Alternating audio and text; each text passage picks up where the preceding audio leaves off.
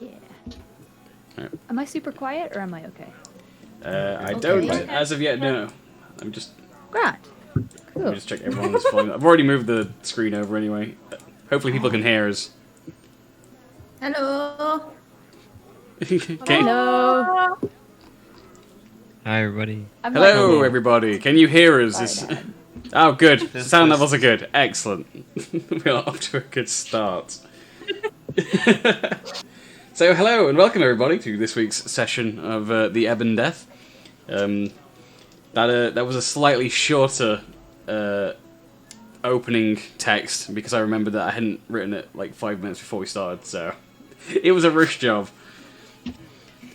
But we all know what's going to go on. What's going to go on, and it's going to be a half-orc versus a giant goose to begin. But who wants to give me another rundown? What actually happened last session? Lots of things. We were taking part in the festival, you know. Yep. Capo got slammed. Capo did get slammed. Washadi met the D&D equivalent of the Teenage Mutant Ninja Turtles. He did indeed. Fanny Boards drank. Yep. As he do. Don't forget the potions. Oscar practiced. That was good practice. I did. And me and Fanny Boards may or may not have managed to get an endorsement deal for potions. May not have managed to get an endorsement deal for potions. Well, we got a deal with potions, and they may or may not have been allowed to have been called endorsement deals. So the facts are they're there or not. So we got them, and M was doing M things. I was indeed. Yeah, which were more around the discovery of the thing. I forgot the thing. Fuck, help me out here. The rock. Yes, that's the The thing. rock? The gem location in the thing. Is that right? What? That was the session before that M discovered Oh my God. the location of the Jade Arachnid. Yes, that was. Yeah, no, I sold the stuff that I got off the body of the dead lady. Yeah. Yes, you And did. that didn't go as well as I thought it would go, but Not quite. hey. And I met a lovely lady in a souvenir shop and I bought some souvenirs. Ended up in a My Chemical Romance video with a marching band. And now I'm making my way to an artificer, I think. If I can't say and I ask direction and I'm gonna end up in the wrong place, I'm gonna be so mad. But yeah. I wouldn't do that to you. And what happened immediately before the end of last week's session? The Yongening.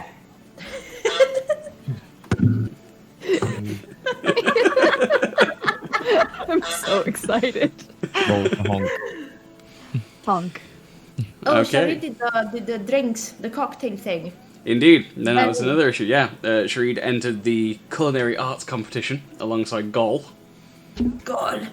And Meat to stick. Meat to Stick, of course. And since last week is now also the Angel of Bread with his fiery baguettes. So, yeah, Gol is something of a cooking god, so we'll have to see how Sharid fares in the judging portion of the culinary arts competition. The performing arts competition will be coming up shortly after the tournament arc finishes, and with that, we will have to move across now to the arena, which also comes with a music change. Which it would do if my mouse hadn't suddenly stopped. There we go. It was invisible.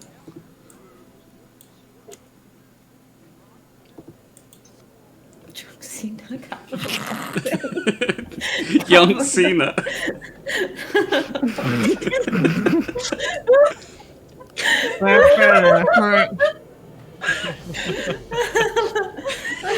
Oh lord.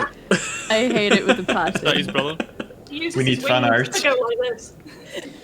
Actually, I hope you're ready as the final round of the tournament begins.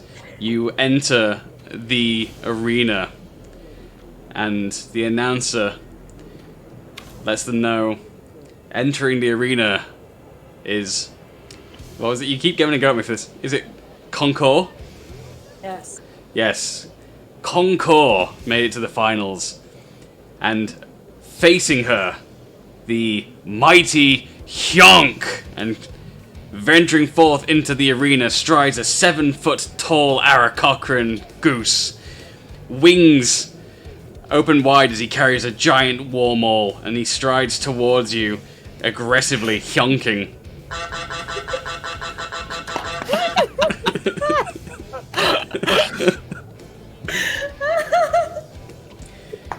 So, Solgra, roll for initiative. I have advantage, so I'm gonna roll twice.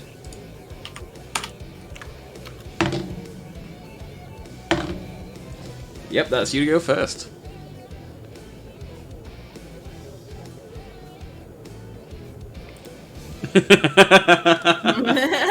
Enrage you shall. So, bear with me a second while I remember which one my attack roll is. Oh, you've got roll 20 open, right? Yeah? Yeah, so you can see where you and Hyonk are on the map. If you want to attack him, you're gonna have to approach him. Are you approaching me?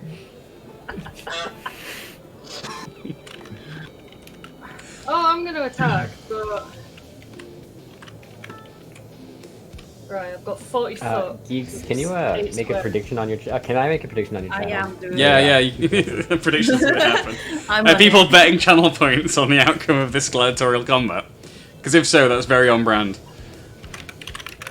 Honk on Hyonk. Right. So I'm gonna move towards him and I'm gonna attempt to attack. Okay. Does your movement speed get you all the way there? Yes. Excellent.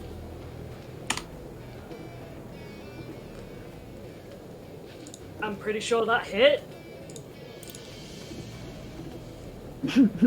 Yonk.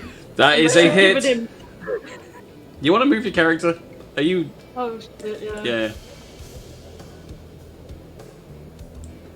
Oh. There we go. There. Oh, I can't do it because I'm a mod. God damn it! None of us are gonna be able to do it. Alright. Bear with me while I fight with the freaking sticky note I've got on my computer that's got all of the rolls on it. 13. 13. Okay, so that's 13 damage. So...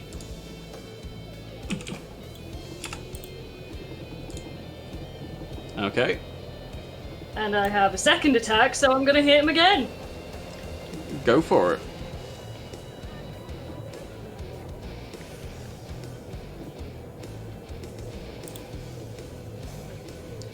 That will hit.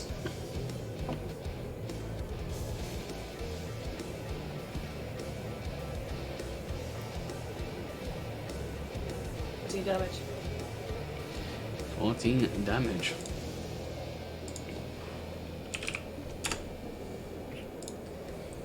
Alright. And is that everything you can do in your turn? Yes. Okay, so describe your attacks for me, please. I'm just gonna fucking wail on him. Shouting. Fucking come on then, you feathery bastard. So you rush towards Hyonk and begin battering him with your maul, your warhammer. And in return, he too begins to rage. Fire in his eyes, hidden just beneath his hood, as he screams to the sky.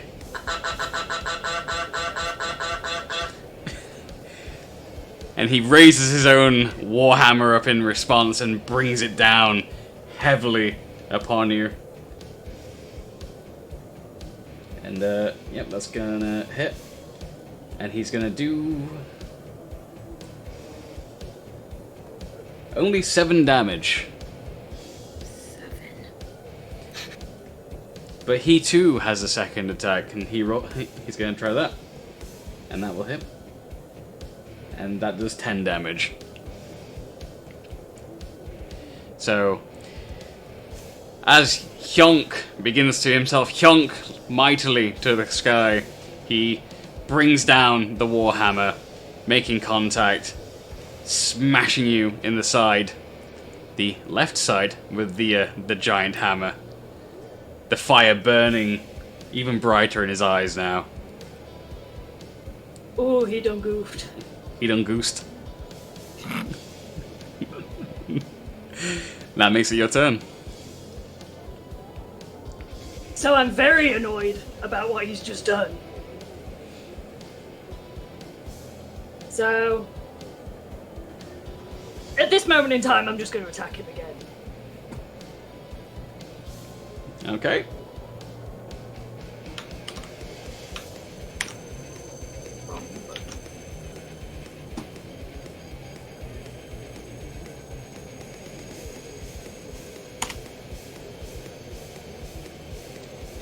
So that is gonna hit.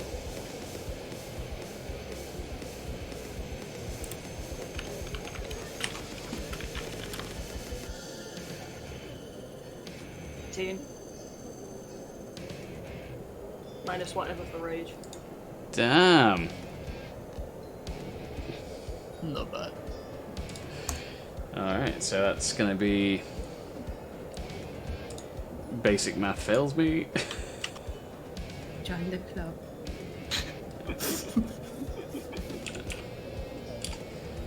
Say it's that, okay.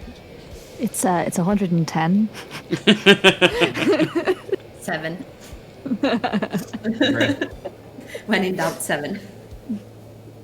And then I'm going to attack again, and then I'm going to use my bonus action, which is Frenzy Attack, so I'm going to attack again. Alright. I have a feeling that you want to attack. Wait, was that the right... Nope, that was the right one. Alright, so that's gonna hit.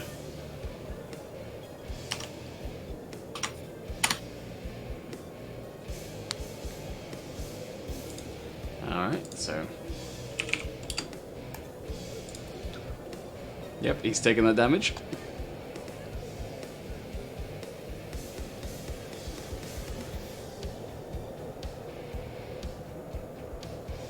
And that is also gonna hit. And he takes that damage, okay.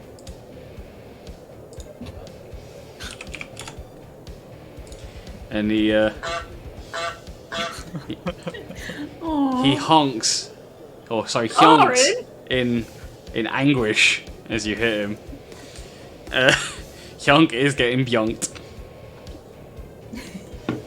Okay. So Hyonk has taken the full brunt of your maul, and he decides to very quickly disengage and move back from you, taking to the sky, which will provoke an attack of opportunity from you. So go ahead and roll to hit.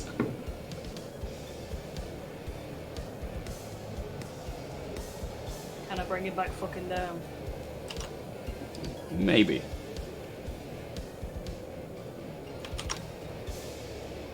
No. No, I can't. Nope, that's not gonna hit him.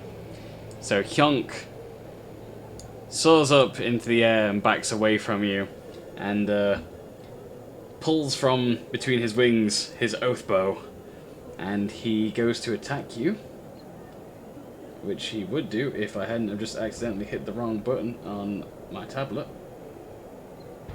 which is just absolutely typical of me to do. There we go. So he goes to hit you with the oath bow. And that is gonna hit.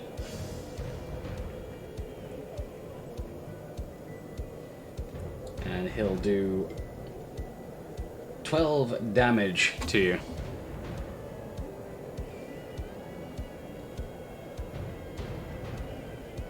he's going to attack a second time.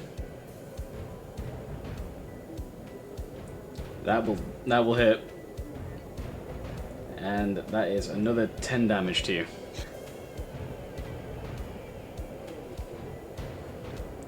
And Hyonk ends his turn, taunting Hyonkly at you from the sky as he flaps his giant wings.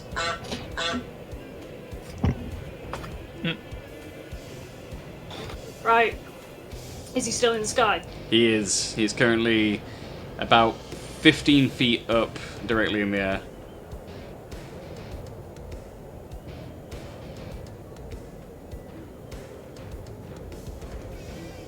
I'm going to move forward towards him. Not too close. And we track the combat towards the edge of the arena wall. Ah. It's like really zoomed in for me. Could probably zoom in a little bit off stream. As a bonus action, I would like crouch down, pick up the sand, and attempt to throw it at him. Okay. Give me a dex roll.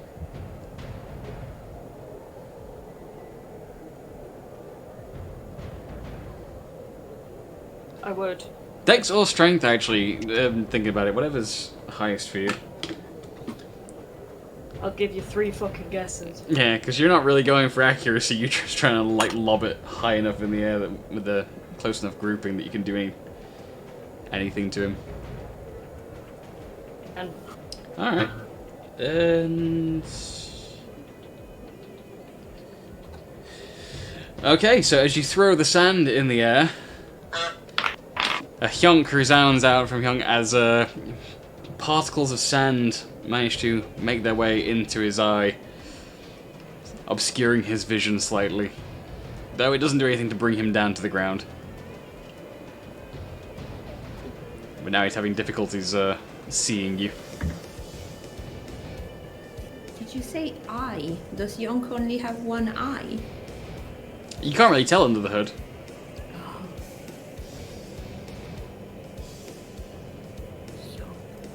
what else is on the floor around me? Lots of sand, some of it speckled with blood from fights recent and fights many weeks or months old, as well as a few various dropped weapons. None of them seem to be in particularly good quality, but all seem solid at least.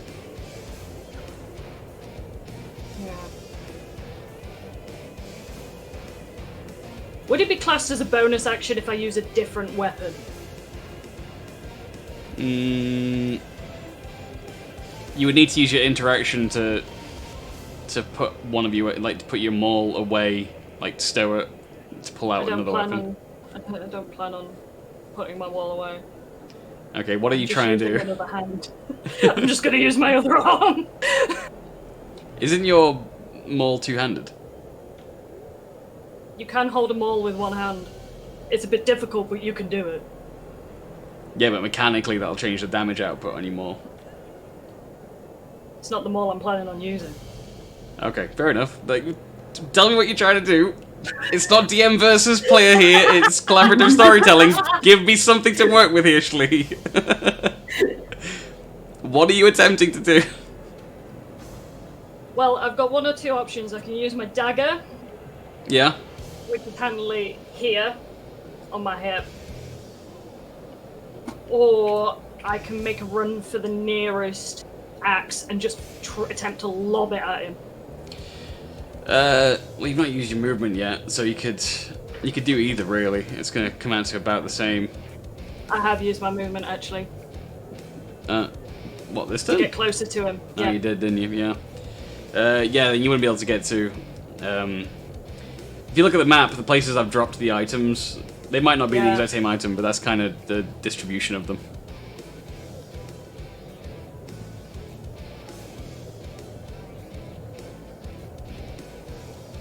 You know what? Fuck it. I'm gonna attempt to yeet my maul at him. You're gonna throw them all. Yep. Sure. Roll for it.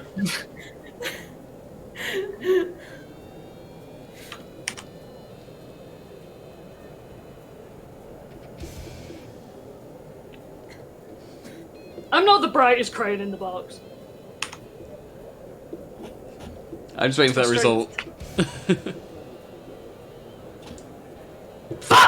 do your attack roll. Do my attack roll. Yeah, it's an attack. You're just gonna lose them all in the process. Okay. Especially if you miss. Or if you roll too high and miss.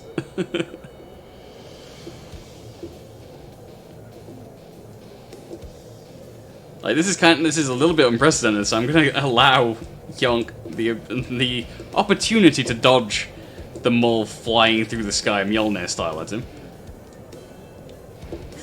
So that's a 20, okay.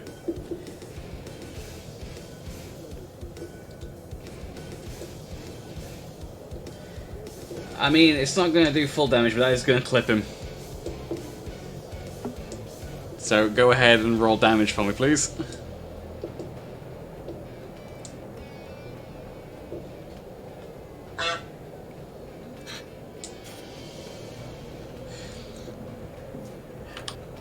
I can see everyone else getting sick of the hyonk sound effect already, but it's still fun for me. I'm loving it. I'm sorry. 2. 13. Okay. Remind me, what HP are you on now? 29. What? You on, sorry?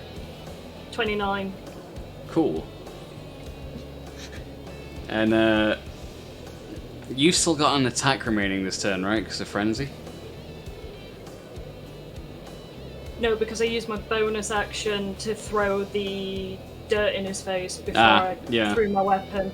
So I literally just have the one turn for my axe.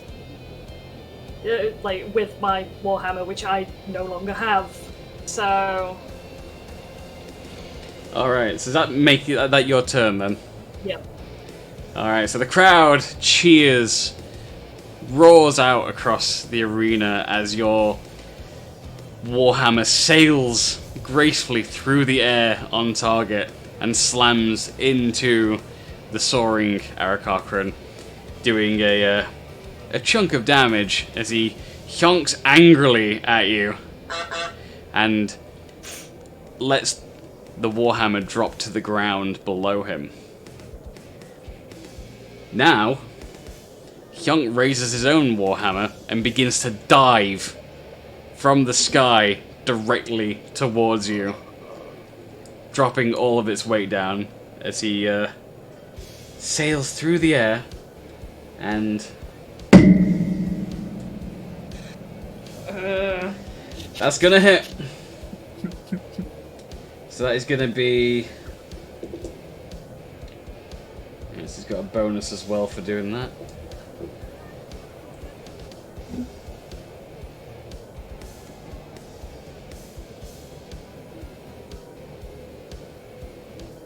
So you are going to take 15 damage.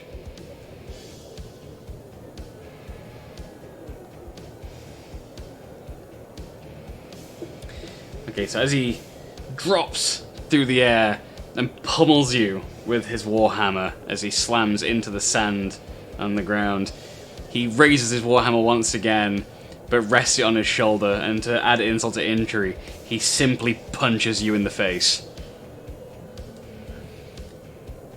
So, that's a hit. And that's gonna be... That is 5 more damage.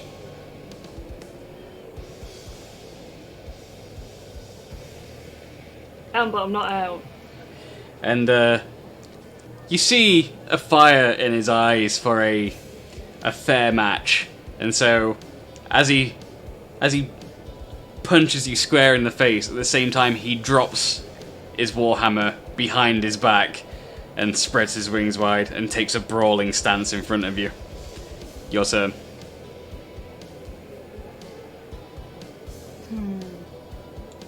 Do I take the bait or do I attempt to get my thingy back? Fuck it, I'm just gonna punch him.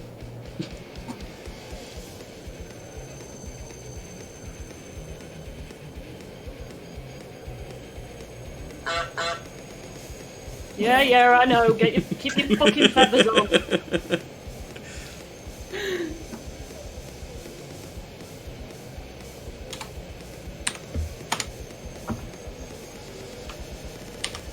I pressed fucking 7. That will hit. I do 5 damage. Okay. Then you can take a bonus attack. You could frenzy attack punches if you wanted to. Do your best monk impression. Like, can't I hit him again with my bonus attack and then hit him with frenzy as well? Yeah. Seeing as it's now a new turn. Yeah, because your fists count as melee weapon attacks, just like the maul does.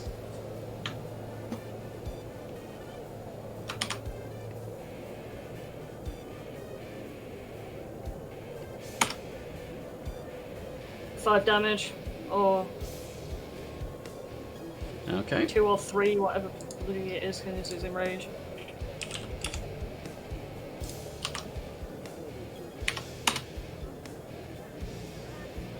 And that will hit. Okay. Another 5 damage.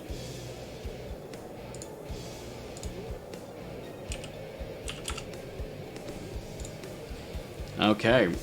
So as the two of you brawl in the sands, he makes an attempt to grapple you.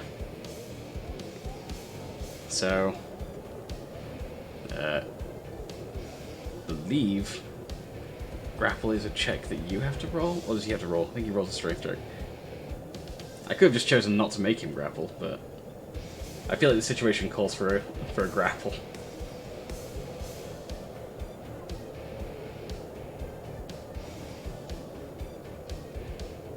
Load the action for me, please.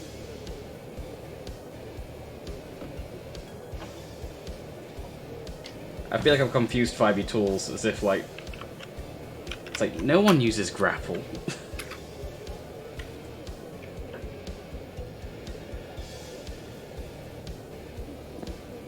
Strength check contested by the target's strength or dexterity check. Okay, so... He's going to roll his strength check.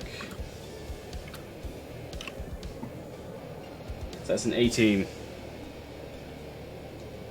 Fuck. I'm also going to roll a strength check.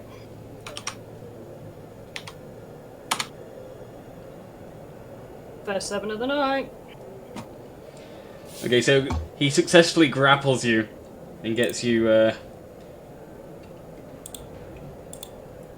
starts to put you in a headlock. And he sweeps your leg, taking both of you down to the ground. So now both of you are prone. Although he is now covering you with his wings as he rears up, ready to punch you in the face again. Which means he now has advantage on his throws. So, rolling to hit you.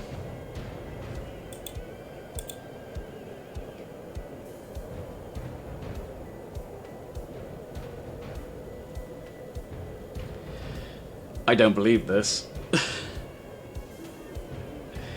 So despite the fact that he has advantage, he has you grappled and he has you prone on the ground as he's about to punch you in the face, some way, somehow, possibly maybe even the gods of Edis intervene directly, but somehow he misses. What a yonk. Some Gershaw vibes right there. He honks in frustration as he brings his fist down and you twist your neck. And all he does is meet sand. And that's his turn. See, I'm going... Kill him.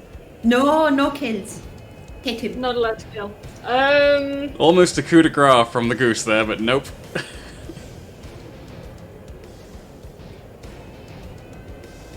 Right. Right. If I was to attempt to throw stand up at him again, and then attempt to get him in a headlock, would that be classed as 2 actions? I would let you do that as like a reversal, so that you could be the one grappling. So that would just be the same. It'd be a strength versus strength check,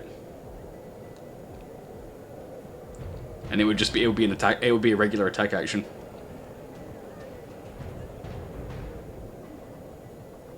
What for? It would just take the place of your attack action, like it did for him. So you'd still be able to use your other attacks and everything afterwards, but you'd be using that to reverse the grapple.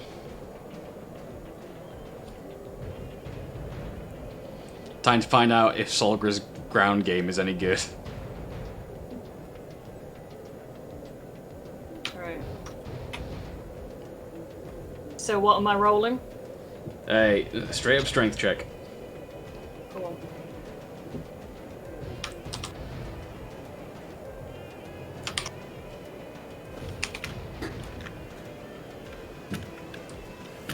Against his.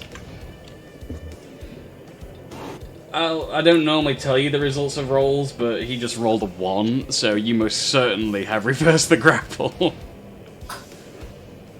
It was all going so well for Yonk, and everything's going horribly wrong now for him.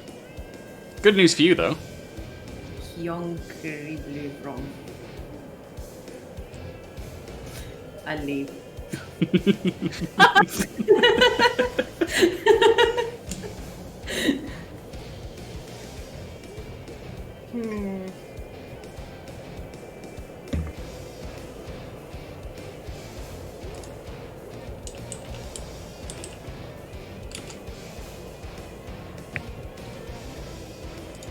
I'm gonna punch him in the head once.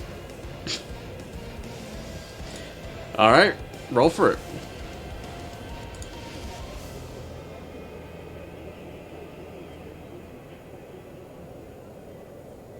That's gonna hit.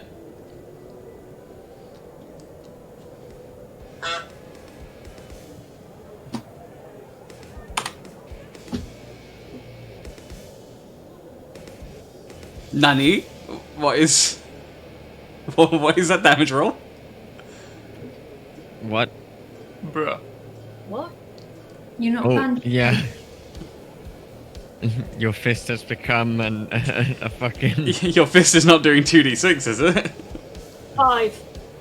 I wasn't paying attention. If only.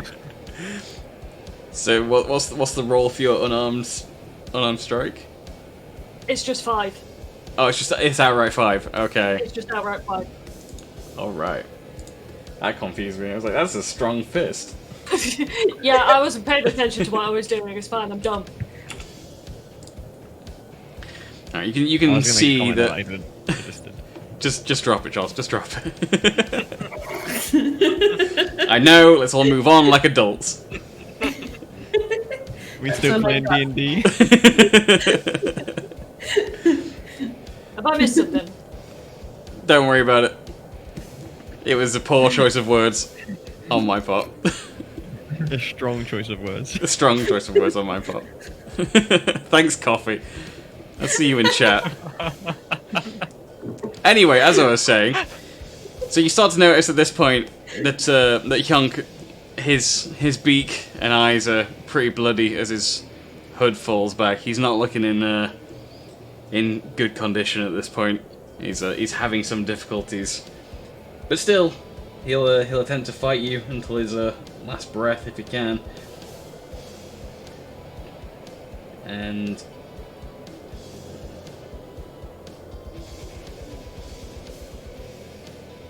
so he's just gonna hit you back as best as he can. Although he is gonna have disadvantage on being able to do anything now. So he goes for a hit.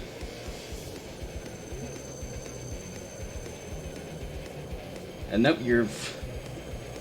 One of his rolls was a 23. God damn it. Nope. He ain't doing anything to you. And he's gonna try again weakly to make contact. And again, he fails. Just, he's doing his best impression of the legendary warrior known as Gershaw right now, and just, slap fighting the air around you.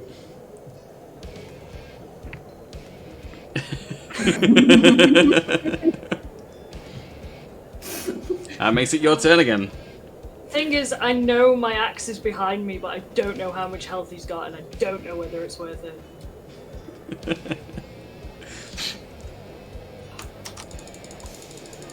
Fuck it, 3 attacks. Here we go. Those people watching on stream right now can see his life bar, as it were. That's another 5.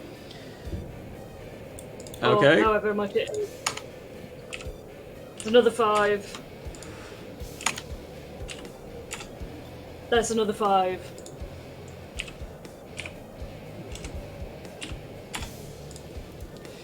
So, Solgra, how do you want to do this?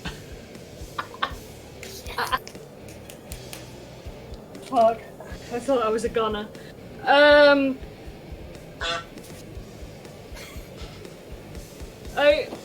pretty fucking tired at this point as well. I'm quite low on health, so although I'm managing to hit, it's not with as much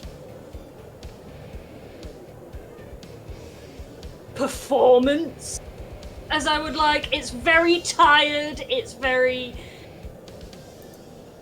kind of like, no, that's spoilers for Last of Us 2. Solgra, put the golf club away. And I think as my final hit, we just kind of collapse together and I just drive his fucking head into the sand. As you do it, you hear a loud crack. And looking down, you can see a prominent crack running across his beak now. And his head topples to the side, and blood runs across the sand. And the crowd goes silent. And it takes a few moments for Briggy to work Sirenscape to make it truly quiet.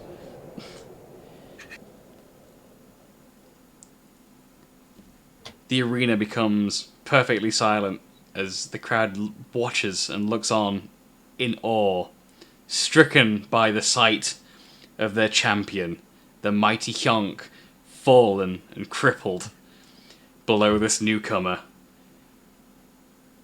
After a few silent and tense moments pass, suddenly the crowd erupt into an uproarious cheer for Solgra.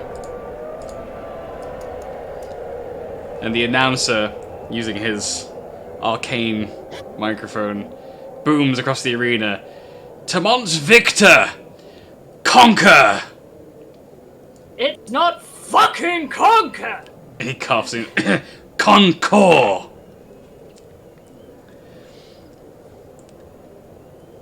And into the arena rush the combat clerics to haul Hyonk away to receive healing. And you stand in the center of the arena, your arm raised aloft by the announcer in victory, as you become Tamont's most recent champion in the gladiatorial combat for the festival.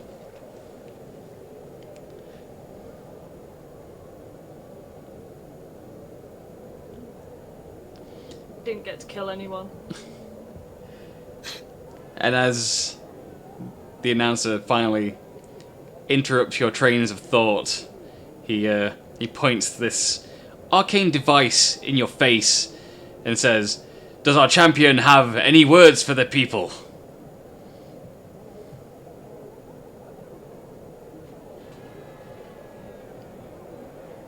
No. And so the announcer steps back and allows you to walk back to the pits. And as you're walking, says, "A warrior, a few words. And that is it for today, everybody. Normal pit fights will resume next week." And people begin to slowly hustle their way out of the stands, allowing you to return back to the waiting area in the arena pits. And those of you that were in the stands, you guys are now noticing people filing out around you. Which I believe was Gershaw and Fanny Boss and Oscar? I'm there as well. And Kaporis was there. Well, you're not in the stands, were you? You were... Oh, I believe. Did you not say last time that I made my way out after being? Oh, yeah, just heavily final bandaged battle. and sore. Yes. And Shreed and M aren't at this current location, so the rest of you can now make your way wherever you want to go from there. Solgra, you are returning to the pits on your side of the arena to receive medical care, so you'll be back to full HP shortly thanks to the clerics. Although you're definitely gonna feel the effects. You're gonna be sore for a while, just not as long as Corporeus is going to be sore.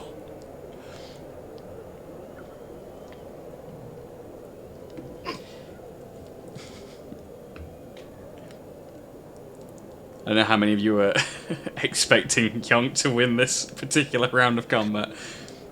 I was expecting Yonk to win this particular round of combat.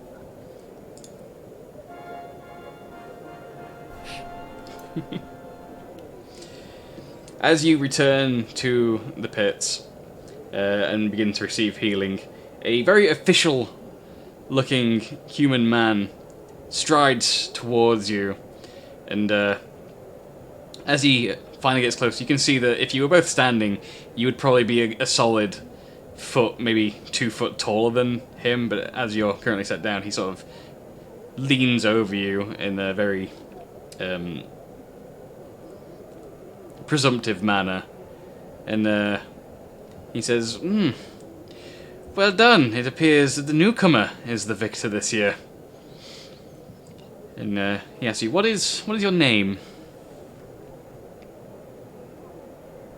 Solgren.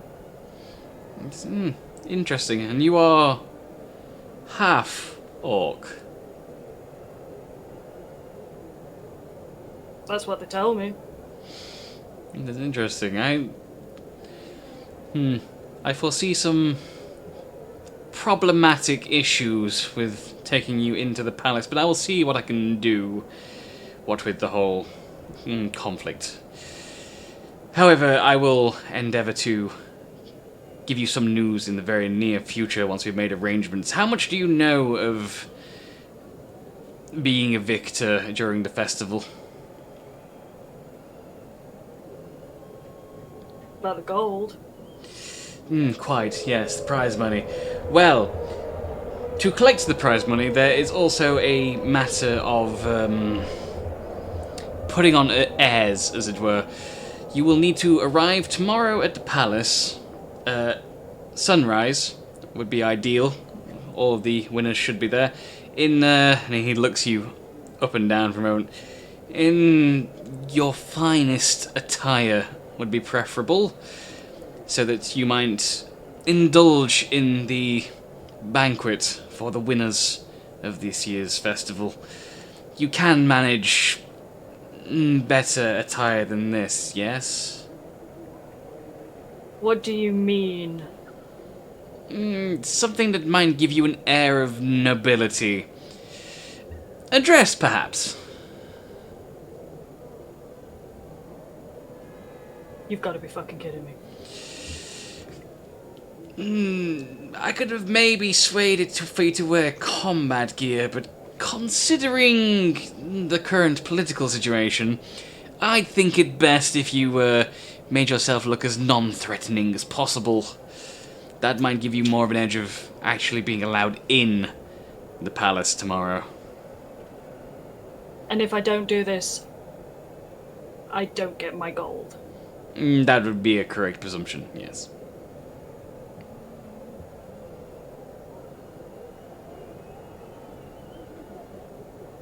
Anyway, I should let you ponder on that situation, and where might I find you in the meantime?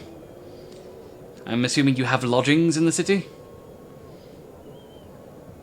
One of the taverns. Yes, we have several. Which one specifically? I can't remember the name of it. I just came here to fight. Is anyone else heading towards the pits to see Solgar at this point that might be able to remind Solgar of the name of the tavern?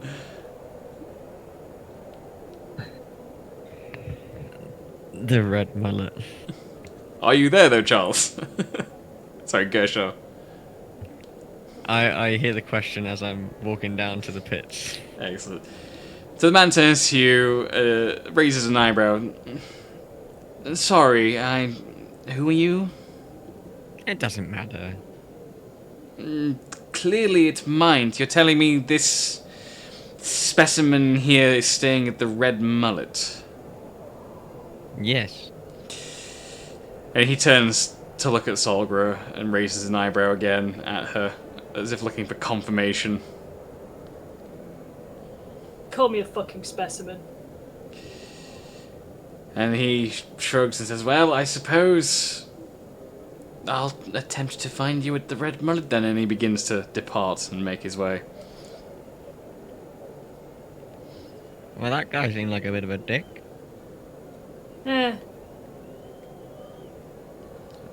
Where's Nice. Glorious? I was standing next to him. He looked a little bit bit different.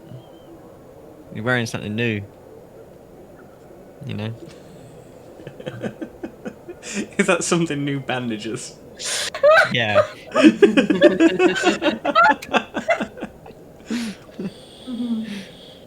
I really hope Caporius is going around being like, no, it's all the rage, it's a new fashion choice. I chose to wear these. But how much orders it? I have nothing to say on that. So what are the... So while Solgra and Gershaw are in the arena waiting area, what are the rest of you that were at the arena currently up to? What are your plans now? What time of day is it? Again. I forget what I said last time, but it's probably only been about 10 minutes since then, so it's middle afternoon, I think it was. Like, you've got maybe an hour or two before the performing arts competition gets to you. Well, your group as far as M knows. The rest of you don't know this, though. I think M's the only one that has that information. Well, I still have to go back to the smith, but I don't want to go there too early. I did tell them, not that I signed up, but the plan for the heist was to perform at the thing. Yeah. So if they have a flyer, hopefully they remember. Unless Oh well, no one shows up that particular and I do a competition. monologue. That particular competition's been going on all day, much like the tournament. But because you guys signed up a little bit late, well, M signed in a little bit late at the end. You are pretty much bottom of the list, going last. So you've got a few hours before they call you up. So as long as you're all back at the Red Mullet by then, you'll be fine. Oscar, Fanny Boss, what are you two up to? Probably going back to the Red Mullet straight away. Okay. So Yeah. Fanny Boss watched the fight, went yeah, and then it's like right, time to get her a pint. Yeah, that's yep. That's on brand. That's definitely That's on brand. me on school trips. Video obligatory thing and then just go home. Okay, so Yeah. got it. You guys going back to the Red Mullet then? Before Gershaw and Solgra can leave, however, Solgra, you're walking towards the exit, maybe hobbling just a little bit, and as you reach the archway that would take you out into the streets of Tamont, a silhouette suddenly blocks your path. This silhouette would be a rather large 7-foot silhouette with wings. Shit. And he's... Please be Shareed. It is Shareed! No, it's not. That would have been ridiculous. Hyunk looks down at you. You can't get a really good reading on his emotions. Not much of it showing on his face. What's left of his face, at least.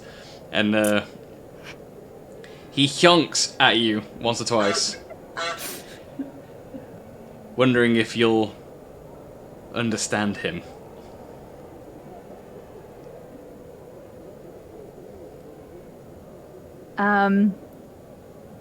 Do I understand him? No, I don't. No, do I? you would have. You decided to leave with the others, so it's only Gershor and Solgra that are currently Oh, sorry. Okay. in this particular situation. I kind of look over at Gershar and look back up at him, and I go, "Good fight."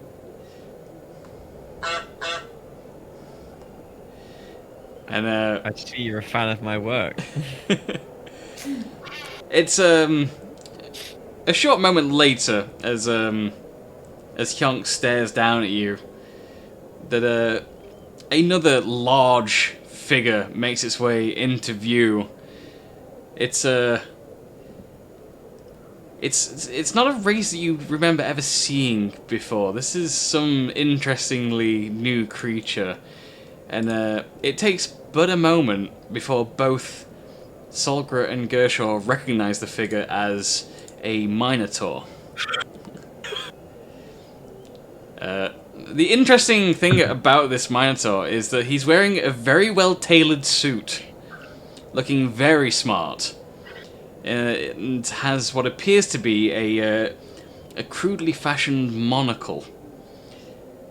And as he approaches the two of you, he gives you a polite bow and says, "Do excuse me, I'm very sorry. I couldn't quite keep up with Master Hyunk."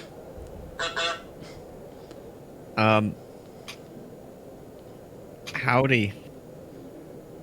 And he gives you a grin, smiles at you, and he repeats back at you, "Howdy." Alright, cool.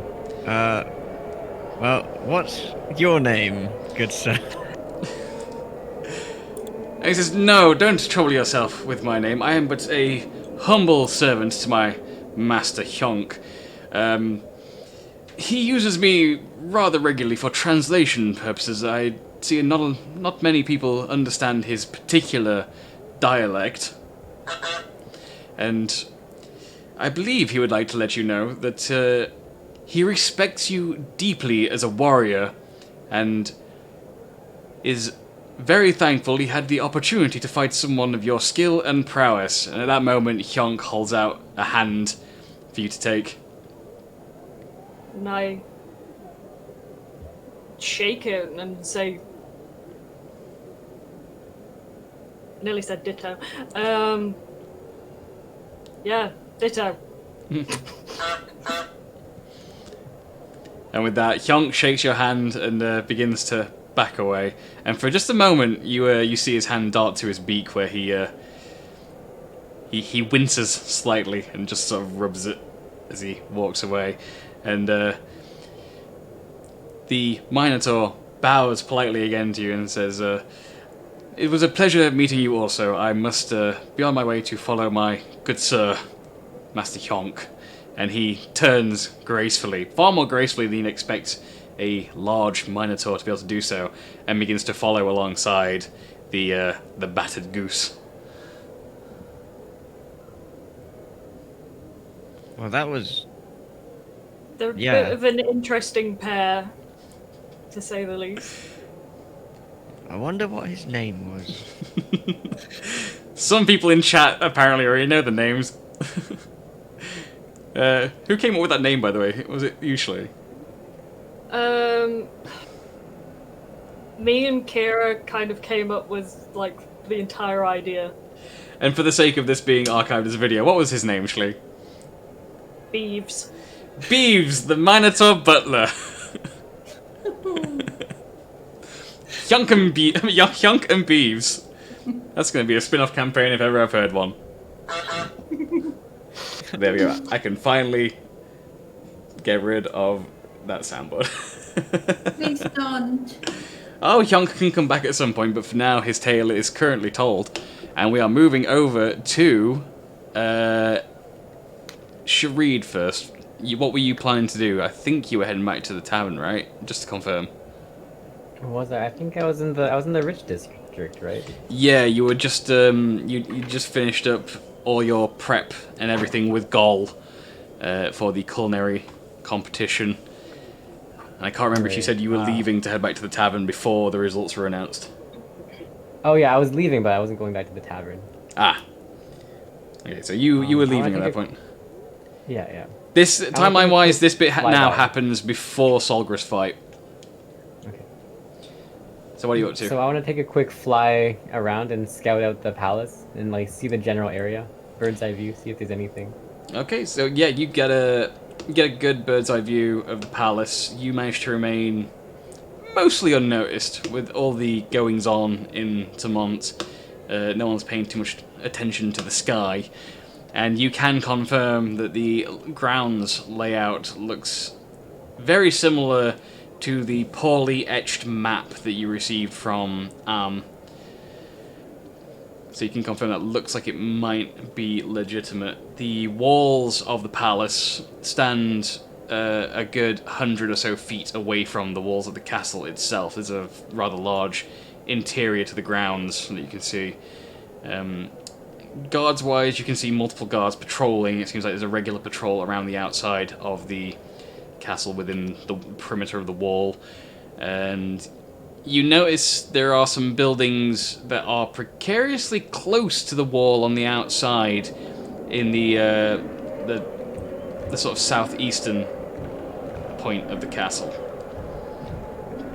which you think may be referenced on the map in some way. Possible?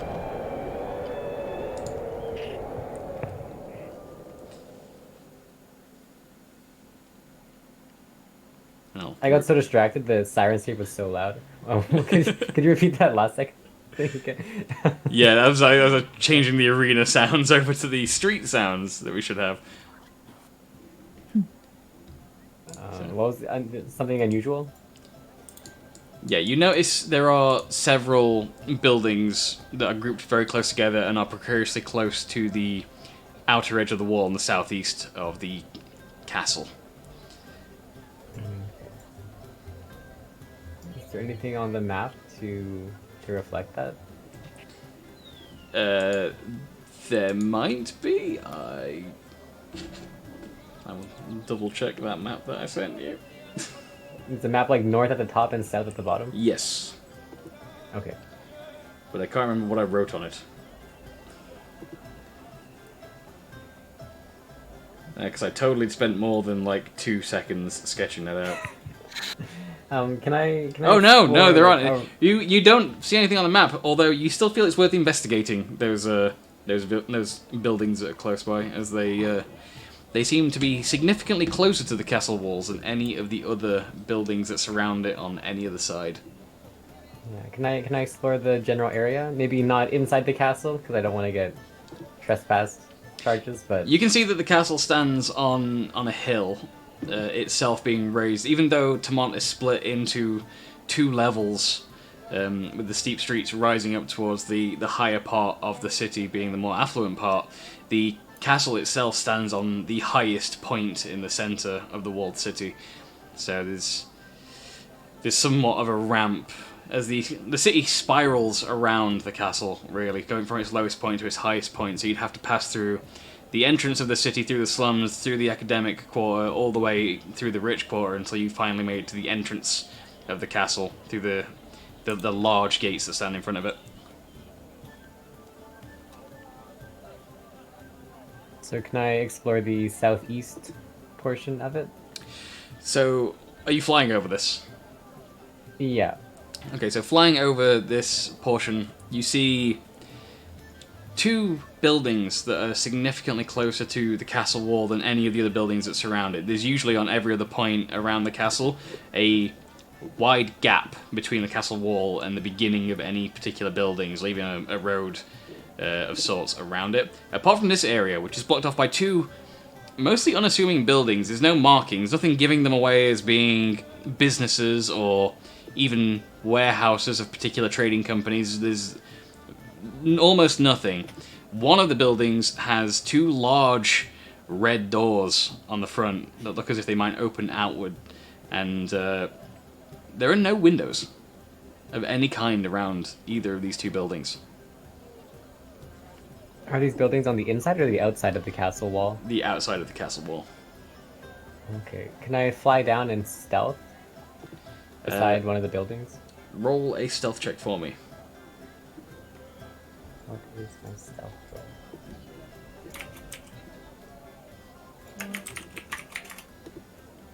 18. Okay, so you managed to land next to the buildings, just around the corner, fairly quietly. It doesn't appear as if you've attracted the attention of anyone nearby, but as you peek your head around the corner to look toward the nearest building, the one with the red doors, between the two, you just quickly catch a glimpse of what looks like a Tamontian guard patrolling this area for seemingly no reason in particular. Does he notice me? He does not notice you. I'm gonna peek my head back away from the corner and just hide out of sight for a bit. Okay, so during the few minutes that you watch, how long do you want to wait here to sort of observe what's going on? I'll wait here for like maybe 5 minutes. Alright, so it takes nearly the full 5 minutes for this guard. He's just kind of stood there between the buildings, and just as you're about to sort of stop observing what's going on, you notice that the guard has begun to patrol again, and he's walking now out of the alley between the two buildings and to the building that you can't see any doors on, and begins to walk around the perimeter until eventually he's out of sight. Okay. I'm gonna keep being stealthy and look at the alley that he was just in. So, looking down the alley, you can't see much that would stand out from a regular alley, aside from, at the very end, a metal plate looks to be on the ground, although from this distance you can't really make out what it is, but it definitely appears as if something is metal at the end of this alleyway, laid flat on the ground. Okay. Can I go inspect the metal plate, see if it's locked down or like a hatch or anything? Yep, so you head down the alley quietly as you can, and once you get close enough, you can see that it looks to be a hatch, but the reason it was difficult to tell from a distance is that the holds to open the hatch actually recede into the metal plate and into the ground, rather than being a raised handle. So it looks fairly flush with the ground overall. It gives off an air of a far different quality of craftsmanship than the buildings that you're surrounded by in this portion of the city. It immediately stands out to you as odd. Are there any tiny gaps in it at all, or is it perfectly sealed? It appears to be perfectly sealed, from what you can tell.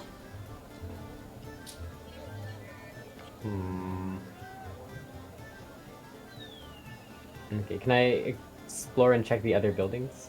The ones around it? Okay, can you roll a stealth check for me, please? Sure. 14. Okay, and can you roll an investigation check for me?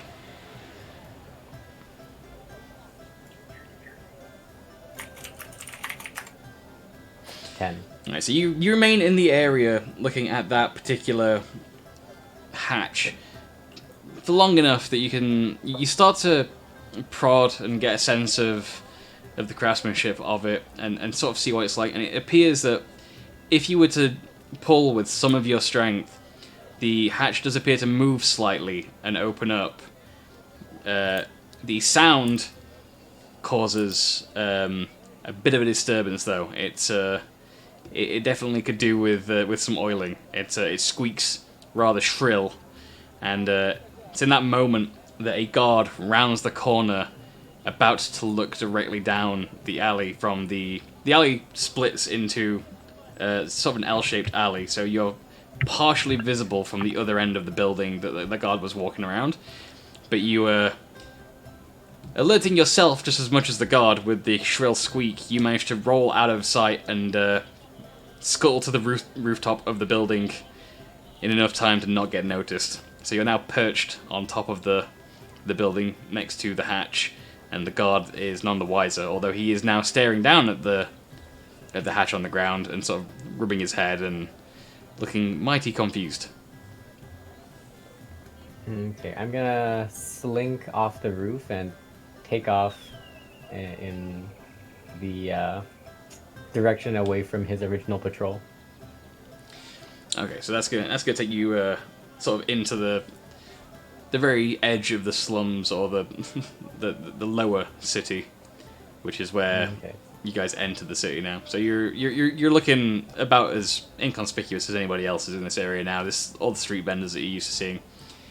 So you put enough distance between you and that guard that you don't appear to be suspicious. Well, any more suspicious than Aarakocra and Intamon already is. Okay, and then I'm gonna ask the nearest passerby where the blacksmith is.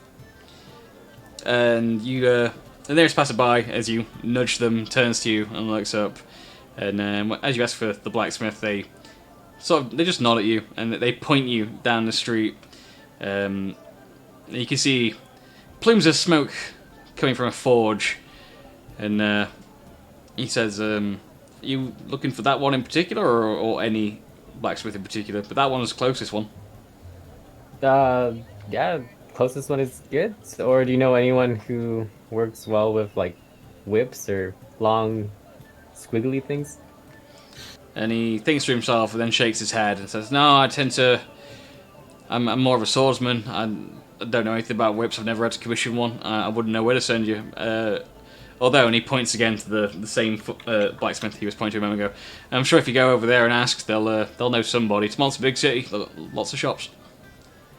Sure. Thank you for your help. He says, so I head over to the blacksmith. "No problem." He gives you a curt nod and goes about his way, interacting with the street vendor and buying foods.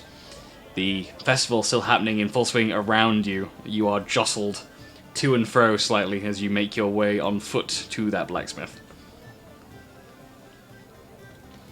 So I'm going to give you just enough time to have probably caught up towards the end of Solgra's fight. So around this time will be around the time that Corporius is arriving at the same blacksmith. Why, hello. Hello. Shareed. Hello. You look, is that a new shirt? It's a fashion statement. I don't want to talk about it. I like it. I think one time my mom made a nest out of stuff like that. It's good. Thank you. I think. I think. You heading to the blacksmith as well then? Yeah, I wanna do something with this, and I pull out the giant wrist tail from my bag. Don't ask how it fits. I don't know. Oh god! But I pull the tail out from the bag. A few passers-by see you pull this gargantuan spiky tail out of your pack and sort of give you a wide berth on the streets. A few of them stop to just sort of stare at the Aarakocra and the Dragonborn talking in front of a blacksmith, and one of you holding this insane object. It is quite the sight. Maybe put that away again till we head into the shop. Maybe. Oh, okay. So I put it back in the bag. Hold on. So Okay. as the two of you enter the blacksmith's, you immediately feel the heat of the forge as loud hammerings echo throughout the building, and you can see over on the other side of the blacksmith's from the entrance, hammering away at a piece of metal, is the same blacksmith that Corporius met with yesterday. His face now covered in grime and soot and sweat, and he looks up from his work after he finishes hammering, and he gives you a big, wide grin, big toothy grin, as he recognizes Corporeus and says, "Ah, I've got a treat for you." Very exciting. Talk to me. What have you got? He says, "Now you have to wait just a short while. It's cooling. I wouldn't want to interrupt the process, but you wanted brass knuckles. I think I've gone a step above and beyond for you on this one." And he turns to Shareed and says, "What can I do for your friend here?" I pull out the tail from my bag once again and say, "Behold, it is a thing." And you can see this blacksmith, his face lights up, and he's grinning madly, and he says, "I have no idea what this is, but I assume you want something crafted." I would like something crafted. Do you think you could make some kind of, I don't know, like whip or something, or some way to make this thing more flexible? I like wiggle it around and see it doesn't, move too much. He grins wider and says, "I have no idea, but I really want to try." And he takes like the tip of the tail and sort of bends it slightly to look at it and notices how sharp like the spear point is, and he sort of like just flicks the edge, and you can see that it actually slightly cuts his finger, and he says, "I have no idea what this is."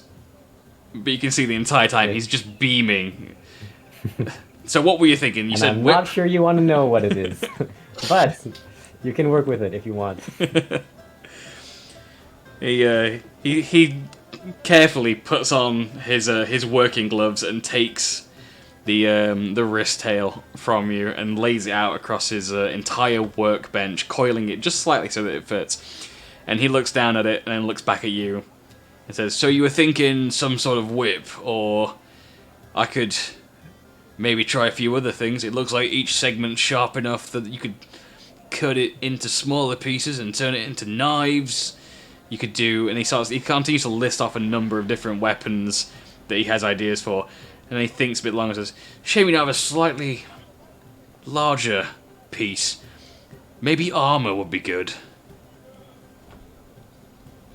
Well, I could get you a slightly larger piece if you were. And before you have a chance to even finish that sentence, he rushes up to you and says, "You can get more." I have about, and I like count on my fingers, 8 feet of this stuff in my room somewhere. And he looks like he points at the tail you got and like 8 more feet of that. Yeah, approximately. It might be in a different shape. It might be like a body and an arm, maybe a neck. There's one extra tail. And it takes him just a moment in his excitement for being able to work with this material you brought him, before he clicks on to the words that you're saying. He says, "Well, you're telling me you have a car. You're telling me this is a creature." And he looks back at the tail again. "This thing was alive." In a manner of speaking, yes. The next one that comes will also be alive. You can see him now wrestling with equal parts fascination and fear, but he takes a moment to resolve himself, and he nods and says, "Depending on what you want made and how much of this stuff you've got, I could maybe make something."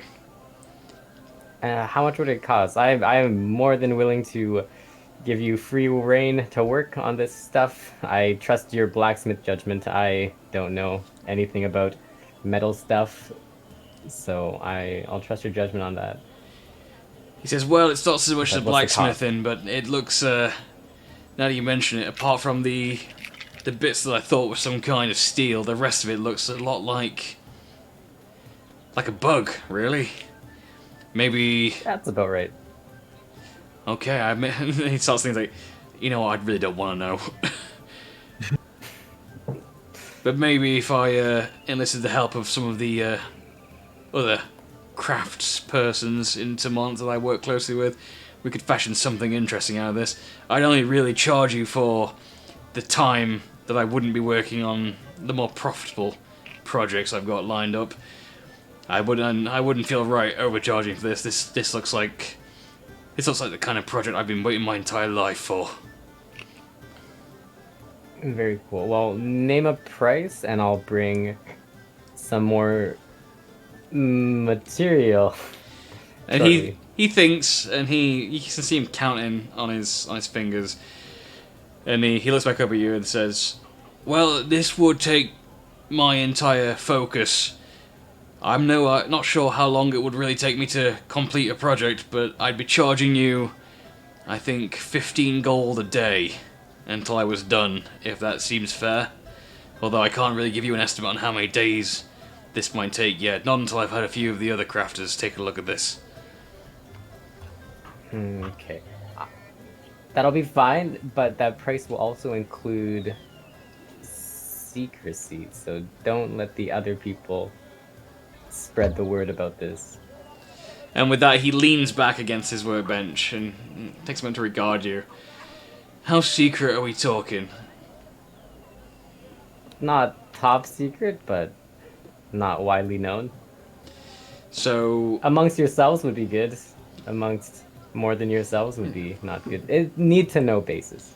he says, "Well, the crafters are fairly tight-knit in Tomont, and there's an awful lot of us.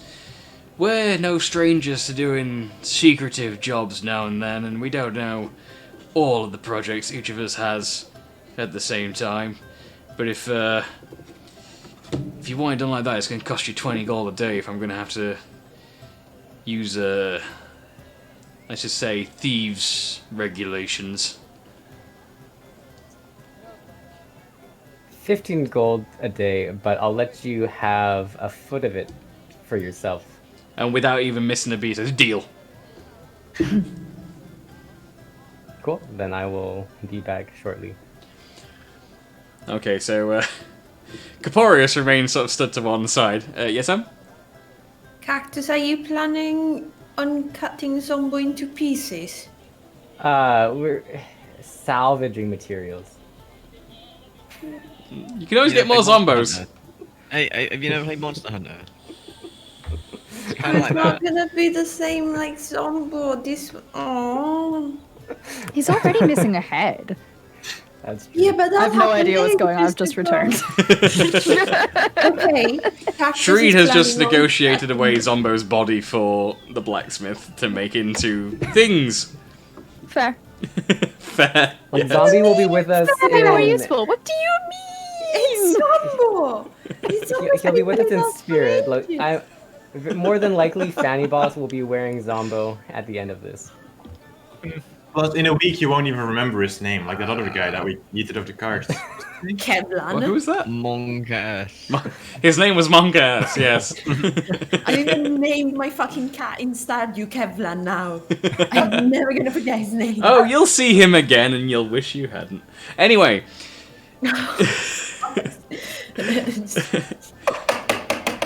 Capo, I said you should have kept him. you seem to have been ignored since this material was placed in front of the blacksmith. I've given the Birdman a moment to do his thing. He did mention Just that. to save time, while this is happening, I'm gonna slink out and go retrieve Zombo. Okay, so Yes, Harry. you've left the blacksmith now, leaving Caporius in the blacksmith. As the blacksmith continues to ignore Caporius, as he just stares at this wrist tail that you brought him, as he ponders all the many things he could craft it into. After a few moments, he goes to get some tools, and in the middle of turning around, realizes that the Dragonborn is still stood at the counter waiting for him, and he says, "Oh, how embarrassing! I am so sorry. Please, do excuse me. I might have gotten a little overexcited. Your weapon. Look that way.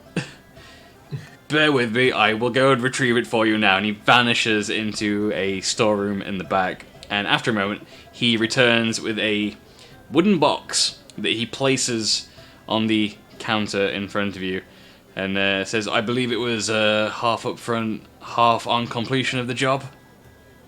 That is true. However, you do also have another thing of mine.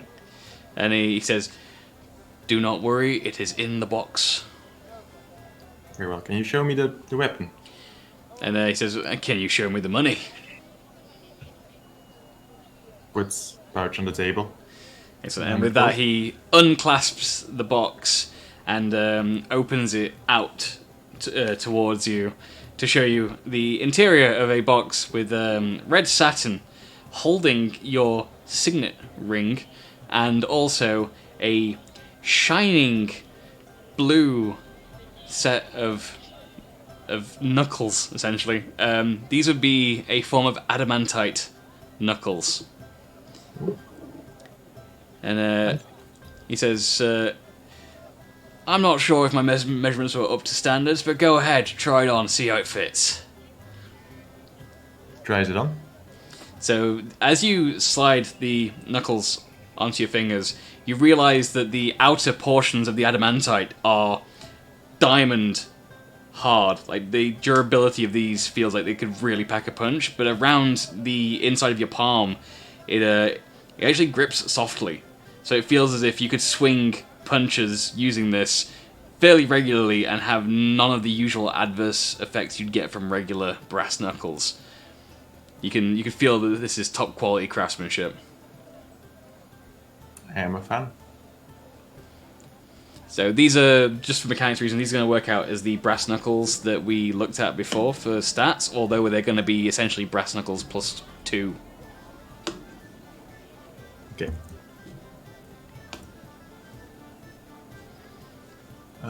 Taking the money off there. I'm very happy with this. This looks exquisite.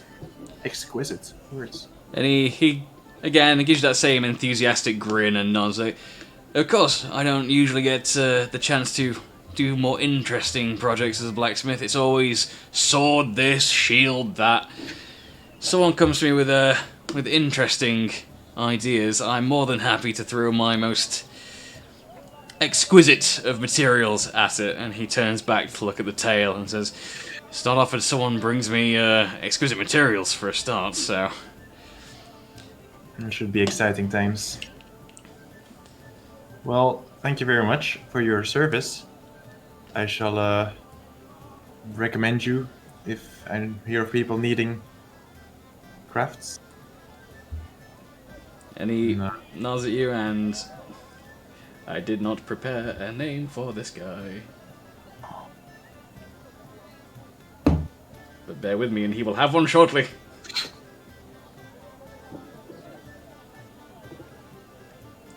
Or would do, if I could find the names. Log. No. Log. Can he be frog? And he nods and says, "I don't believe I introduced myself, but since you're feeling generous enough to start recommending my services around, whenever you finish clobbering someone with that particularly well-crafted weapon, if I do say so myself, let them know that Rotshaw sends his regards." Rockshaw. He says Excellent. Rotshaw. Rotshaw, crap. Very well, I shall do exactly that. And he, again, he gives you a polite nod, giving you a moment just to make sure that you are 100% certain you are happy with your purchase before he takes the pouch from the table and places it in his blacksmithing apron before he turns back to the tail on the workbench. And as you're leaving, he does call out to you, says, "Let your friend know I'll try and come up with some interesting ideas for this one too." Will do. Will do. Good day to you. Okay, let me make a note of that.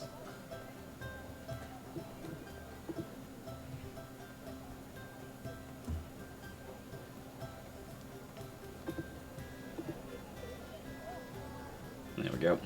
Rotshaw, blacksmith, got it. Right, so that's Capo's stuff taken care of, and Sharita on his way to go fetch Zombo for the harvesting.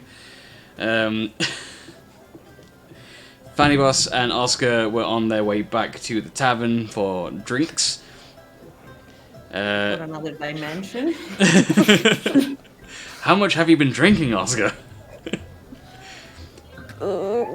Is that some of QT's private draft? What?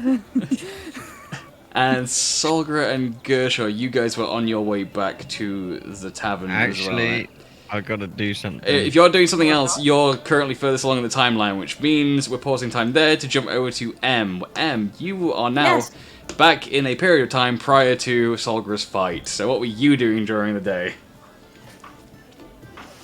I almost got in trouble for the jewelry thing, and then I didn't. You managed to get out of that unscathed, and with 250 gold in your pocket. Indeed. So all in all, a fairly good outcome, I think. Yeah, and then I went to the other bit. I met Hilda, lovely NPC at the souvenir shop, who pointed me in the direction of the artificer. Indeed. So I was making my way to the artificer. Can I pick like a name for a guy? Like I don't like. It's alright, there will be a name shortly once you get there. Okay. So you make your way across, the Tinkerer. You make your way across the city, and having to contend with the marching band, it takes you a bit longer than it normally would have on a non-festival day.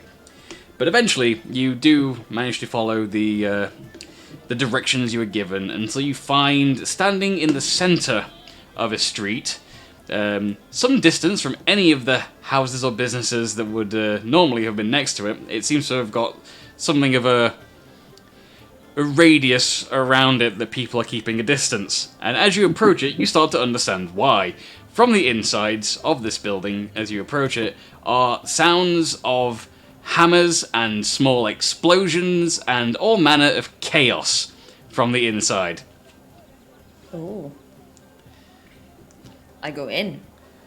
Okay, as you take your first step into this workshop, there is an almighty explosion on the opposite side of the room, shaking the ground below you, and within that same moment comes a green blur across your vision, slamming against the opposing wall, followed by a small cough and then a tiny giggle as this creature stands up, covered now in just black soot, as she pulls her goggles off and lifts them onto her forehead as she grins and looks over at you, and she can't seem to find words to speak. She just sort of looks shaken as much as she's grinning. It gives her a moment to... It takes a moment, but she finally recovers herself and she steps forward towards you, and through all the grime and dirt and soot now and the work overalls, you can finally see that this creature is a goblin. Yes! Yes! I love you so much, Biggie! Yes! And she turns her head up to look at you. That's when you realise... For once. She's looking at you because you realise that she's currently stood in a trench in the ground, making her head come up to just about your waist. And she looks up and says, "Oh, I'm still down here? One moment." And she sort of spins around and runs off. Take your time. It's not often that I can look people from above. And as she vanishes into a back room, you look down to see that this trench, it's not like a naturally dug or stone or anything. A few seconds later, your confusion increases as a loud whirring sound can be heard. And the sound that you would recognise as a generator, like a motor running, as the entire floor from behind the counter where she was stood begins to raise itself up. And striding from... Am I in danger in all of this? Should I be there? Not where you're stood, you're fine. Okay. And after a moment, the noise stops, and running out from the back room again with a cloth wiping her face, now you can see her green face, striding towards you. She's now slightly taller than you on the other side of the counter as the floor has been raised up. And she grins down at you and says, "There, that's better." And she smiles at you. Is it though? And she looks at her feet, looks at you, and then looks at the counter and says, "Of course it is." Okay. Okay. Fine. And she grins again and says, "And who are you?" I'm Em. Who are you? I'm Gabby. Gabby? And she grins and nods. Yes, I make things.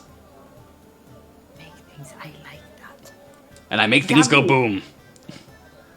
I like that even more. Gabby, do you by any chance know Gobby? Gobby's my friend. He doesn't know that, but he's my friend. And in a strangely sober moment of intelligence for Gabby, she quirks an eyebrow at you and says, just because my name is Gabby and I am goblin does not know I mean all goblins. No, but I know a goblin called Gobby. And again, she nods her head. Do you understand how common the name Gobby is for goblins? Goblin parents are not particularly creative.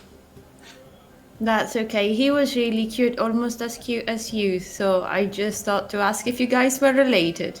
And she nods and says, of course, there is no one cuter than I. Gabby reigns supreme in the realm of cute. You do indeed. And she smiles at you broadly again, tapping her finger idly on the counter like she's restless. And she says, not that being told I'm cute is a waste of my time, but I have many things to work on, things to make explode. Sure. Can I help? Me too, Gabby, me too. Yes, I have these things, which I'm going to tell you in a moment. Yes, I have this thing that I believe are repeaters, and I was wondering if you could put them on my crossbows. And she nods and says, yes, I can definitely do that. That'd be amazing. How much do you think that would cost, and how long do you think it would take? And she shrugs and sort of shakes her head at you and says, how much should it cost? Well, how much work are you going to put into it? And she looks at them and says, probably not a lot. 15 gold. And she says, 15 gold. Gabby, you're a star. And he says, no, I'm goblin. But you're also a goblin star. And she nods at you and says, okay, don't know what that means, but hand me crossbow. Yes, thank you, Gabby. And I do give Gabby my crossbows. So she takes the crossbows from you and the repeaters, and without even going into the back room, she lays everything out on the counter in front of her and pulls a wrench and a hammer and a screwdriver from her tool belt, lays them out on the table with it, and in a flurry of precision and skill and somewhat terrifying chaos happening in front of you, she instantly strips and dismantles the crossbows down to their base parts and rebuilds them back up, incorporating the repeaters into the build in a matter of seconds before they sit on the counter in front of you. And she passes them back over and says, I think that's how they work. Gabby, you really are a star. And she says, I'll give you 20 for that. she says, okay, I guess. And she smiles and says, test them. Okay. And she just points to the far wall and says, fire. Okay. Do I need to roll? No, you lift up the crossbows. And holding the trigger down for a moment with a fully loaded crossbows, you feel them begin to whir and pull back the bowstring on the crossbow almost instantaneously, allowing for a sort of rapid fire as you empty 14 bolts into the opposite wall in a manner of what would that be, like 40, 50 seconds? Wait, what? I shoot 14 bolts, so 7 and 7? Yeah. Or 14 and 14? 7 and 7. 7 and 7, so I need to take that off my character sheet first of all. So you that means in combat situations you're going to be able to pretty much instant reload between combat rounds without using your interaction. It's going to be automatic. But I don't do 14 times the damage in a combat situation. No, you won't. Oh. It won't fight that Imagine fast. that. No, it does mean in mechanically you'll be able to fire the crossbow, and the next turn it will already be ready to fire again without you doing anything whatsoever. Yeah, so it saves me 2 actions basically. And I am also going to homebrew a rule because I think it's fun that once per encounter, only once per day, just to keep it balanced, if you want to rapid fire an entire like cartridge of bolts from both crossbows, you can essentially just pull the triggers as fast as possible. So you'll be rolling disadvantage, but I'm going to let you do 4 attacks in a turn with them.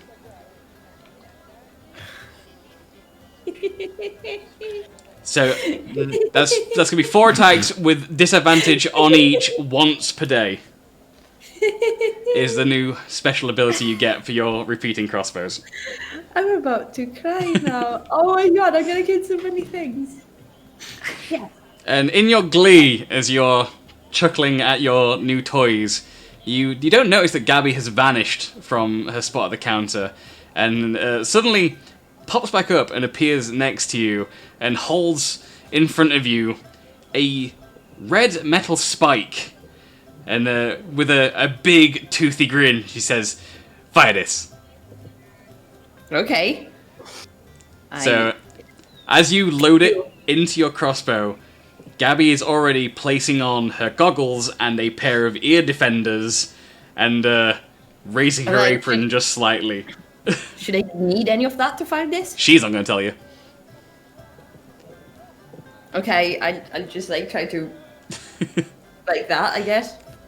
Okay, so as you pull the trigger, this special fancy red bolt she's just handed you soars across the room and slams into the opposing wall. As it does, it explodes in a fireball. And you are going to take, like... You're just far enough away that's not going to do too much damage, but you're going to take 5 damage. And you're going to be mildly singed from the explosion as the smoke begins to clear in this workshop. The entire time, Gabby is giggling louder than any other sound that you can hear in the room. Herself now, like, pressed up against the counter from the force of the explosion. Again, covered in more debris and grease and soot. Gabby? And she turns to you grinning and says, "That was amazing!" I know. Did you make that bolt? Yes. Do you have more? No. But I can. But you can. Yes. How many do you think you could make me in like a couple of days? She shrugs and says, "That one took 2 weeks. Can probably get faster as I make more, but no idea." And the entire time she's grinning, says, and she looks at you. She's sort of scratching out notes on a slate as she's thinking and erasing and then re-scratching them out.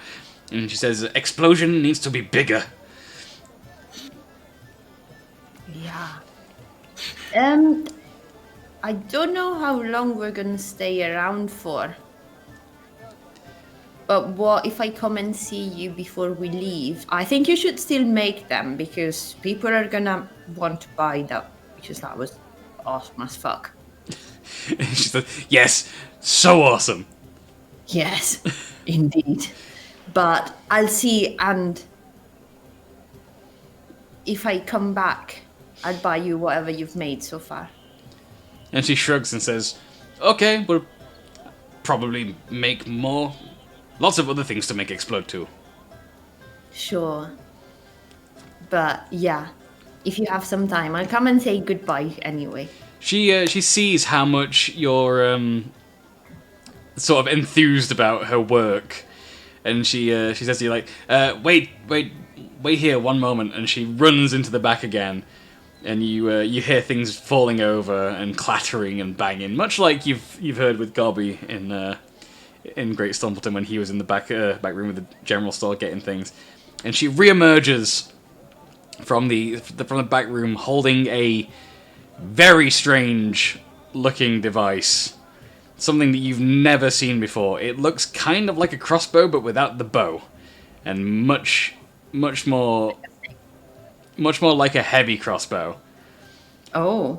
And at the end of it is 2 metal prongs, and she calls for her assistant, who is another goblin, and he runs down the stairs, and he looks up at her and says, "Oh no, not again!"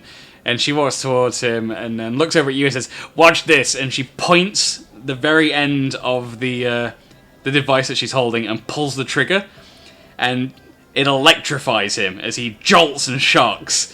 And she giggles with glee as she shocks him and then pulls it away. And she says, "It's the zappy stick." The zappy stick! Gabby, is this for sale? And she shakes her head, "No, this is mine. This is Gabby's zappy stick." Gabby, you're amazing. Can you make another one of this? And she thinks and says, maybe. Never tried. Only make one of, like, everything. Gabby, you should make everything of everything. And she nods and says, "I'm trying. There's a lot of things to make up everything. Got a lot of things to make. All of them explode. So good." Yes. And Gabby. her assistant looks at her and says, "Are we done?" And she nods. And he turns around and begins to walk up the stairs, and she turns to you and winks, and she aims the device at him again and pulls the trigger, and from a distance she manages to zap him as he's walking up the stairs at like a 10-foot range, just pulls the trigger, and he shakes and seizes up and falls backwards down the stairs, and she giggles again and says, "It goes far." Gabby, you're an absolute genius. And she nods and smiles and says, I know. And humble too. Gabby is most humble. No one more humble than Gabby. I mean, Gabby deserves some fucking praise. She's like making death traps. Her ears perk up, like, "You say death traps? I have death traps." Do you have death traps? And then she looks around the room like, "Most everything here death trap in some way, shape, or form." Speaking of which, Gabby, Yes. do you have balls? No. Do you have ball bearings? I was about to help you with that. I just want to see you struggle for a bit. I can't remember the second one. I remember it was something like that. Because I didn't write it down. So she nods and says, Because she's cool as fuck, and that is a fact. she says, "I work with many ball bearings all the time. Have some. Can give you some." Could I get a pouch, please? And she walks over to the side of the counter where you guys have been sudden opens up a cabinet attached to the wall. And this is where things are getting interesting, because you're going to end up, before you leave, you're going to definitely need to roll some sort of check. As she opens the cabinet, the entire cabinet from top to bottom is filled with sacks of ball bearings. Unfortunately, as she opens the cabinet, one of the sacks falls from the top of the shelf, hits the ground, and just explodes ball bearings all across the floor in front of you. And she looks down and just shrugs and says, You'll find a way out, I'm sure." And she hands you a bag, a huge sack of 1,000 ball bearings, and says, "There you go." Thank you, Gabby. Yeah, I'll definitely be back. Unless I can't leave, in that case, I'll stay here, and I think we're gonna have a great time together, Gabby. And she nods and smiles and says, "You can stay as long as you want, but if you're still here tomorrow, you owe rent." Perfect. I'll just come and visit you every now and then. Gabby, would you like a rollie? And she shakes her head and holds up a pipe from and says, "No, rolling takes time." And she just packs some tobacco into a pipe and begins to smoke it. Unfortunately for anyone in the immediate vicinity, Gabby is wearing her goggles and no one else has any sort of eye protection. And whatever she's using to light this starts to glow a fluorescent white, near blinding you. I think I should leave now. You can certainly try. Okay, does the thing count as difficult terrain? Because I think I don't have issues with difficult terrain. You do now because you're also blind. Why am I blind? I'm... Because the phosphorus white light of whatever. Magnesium or something. Gabby Yes, is the insane kind of goblin that would in fact light a pipe with a magnesium strip. Yes. Well, I Fair. mean, you can do it. What do I roll? Roll a dex saving throw for me with disadvantage. Wait, how do I roll a saving throw? Just D20 plus. D20 plus your dex modifier, yeah. So Okay. it says saving throws, and then it has like the modifiers for that. It's whatever Wait, it's whatever the plus number is for dex on your character sheet. Yeah. But isn't there like a bottom one that says it literally says saving throws on the character sheet? It should be the same number. Oh, I have a No. plus on the box that says saving throws. Yeah, my saving throw it's like way more than my. Yeah, I same. have the ones on the top on a line, and then I have the ones in the box. Oh, it's because you might also have abilities and stuff that modify that. Yeah, because you guys are pretty high level at this point. Yeah, use your dex saving throw. 'Cause you've probably got bonuses to that. Strength is still -1, but the rest is like good. You don't need to be strong. No. RD20 plus 6. Oh, I think I'm a bit. Okay, so you make your way to the door, so you can eventually leave the workshop. But on your way, you slip and fall on ball bearings at least twice and fall on your arse. Each time, Gabby cackling madly and watching you more than whatever else she's doing, out of just sheer entertainment value, until you finally make it to the door and you're able to leave. Okay. And she Do I waves. get any damage on my bum? Sorry. No, like that. Do I take any damage? No, you don't take any damage. Okay. Apart from emotional damage for. Yes. Because I'm gonna feel blind. Am I gonna still be blind when I'm outside? No, when you get outside, after a few minutes of constant blinking, eventually the spots fade and your vision returns to normal. But it certainly stunned you. Meanwhile, Gabby's had a new idea for a new invention as all that happened, so she's already started working on her next thing. So you can hear metal being hit and bent and welded as you already leave the shop. Okay, so I've left 21 gold to Gabby. Why 21? She didn't charge you for the ball bearing, she just gave them to you. Oh. I'm gonna... Good, so I get to 600, that's an even... Yeah, she just gave you a sack of 1,000 ball bearings. I mean, I did overpay her for the work that she did. I mean, just because she did it fast doesn't mean it wasn't worth it. I know, I know. I'm glad I gave her a bit more. But cool. Is there any shop nearby that would sell potentially stuffs like a thieves' tools? General, like adventuring stores, probably. I think for thieves' There tools. one like in a very close proximity of Gabby, like not close, but. You could probably find one on your way back. In fact, we can just say that you save having to go in and barter. You want some thieves' tools then? Yeah. How many I were wanna you buy looking an at extra picking one. up? Just the one. Just an extra one, yes. Just Yeah. in case. To be fair, you should already have one because of your class. I just don't do know. have one. You do have one. So Yeah. you want a second one. Just in case you decide that mine breaks while we're in a heist.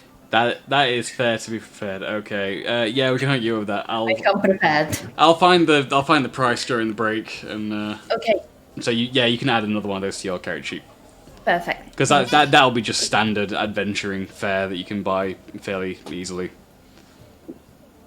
Okay, We'll send you to one of the shadier looking shops that might have the shadier items, but you already know how to navigate the shady shops. Until I get arrested, yes. Until you get Perfect. arrested. Right, so now we're at the point where everyone is heading back to the tavern, yes? Bar Gershaw, who wanted to do something. Did you Yes. want to do something? What do you want to do? Right, I want to go back to the cart. But before that, I want to look at the business card to get the correct pronunciation of the name. You look at the rather marvellously embroidered and calligraphied business card that was handed to you on your arrival in Tamont to see the name Dricht. That's Drict. Drykt. Drict. Okay, I'm gonna go see Drict. Okay, so you head back to the cart, and upon arriving, you see Drict sat on a fold-out chair in front of the carriage, and he looks to be sunning himself in the afternoon sun right now and drinking a cold beverage. You're not quite sure where he got it from, but he looks like he's having a rather relaxed afternoon. And he sees you approach and says, "Ah, you back." Yes, Drict. I'm back. Would it be a dick move for me to change his name now after all that effort? Now, Exactly. yeah. And he smiles and says, "Ah, you remember my name? Good." Yes. How is the cart repairs getting on? And as he's sort of leaning back in his foldable chair, he just lifts his arm and points at it and says, "Cart there." You know what? Have you ever considered the nickname Drix? It just seems to fit you, man. And he looks up at you, raising the makeshift sunglasses that he's wearing, which are really just sticks tied to stones. Like, he can't see through them. He just raises them over onto his forehead, looking at you, and says, "Once thought about going by Drix, then realized intellectual property exists and goblins do not like being sued. Oh. Something about realms that have been forgotten. We don't speak about it." All right, Drict. All right, I'll leave it at that. Wink, wink, nudge, nudge. Can I spell your name with an X anyway? He says, "Yes, so long as you don't use it in any official materials, merchandise, or reference it whatsoever to anyone of any importance that might want to sue God." Okay. So where are the horses as well? And he points behind him to the stables that's currently closed up and says, in there somewhere."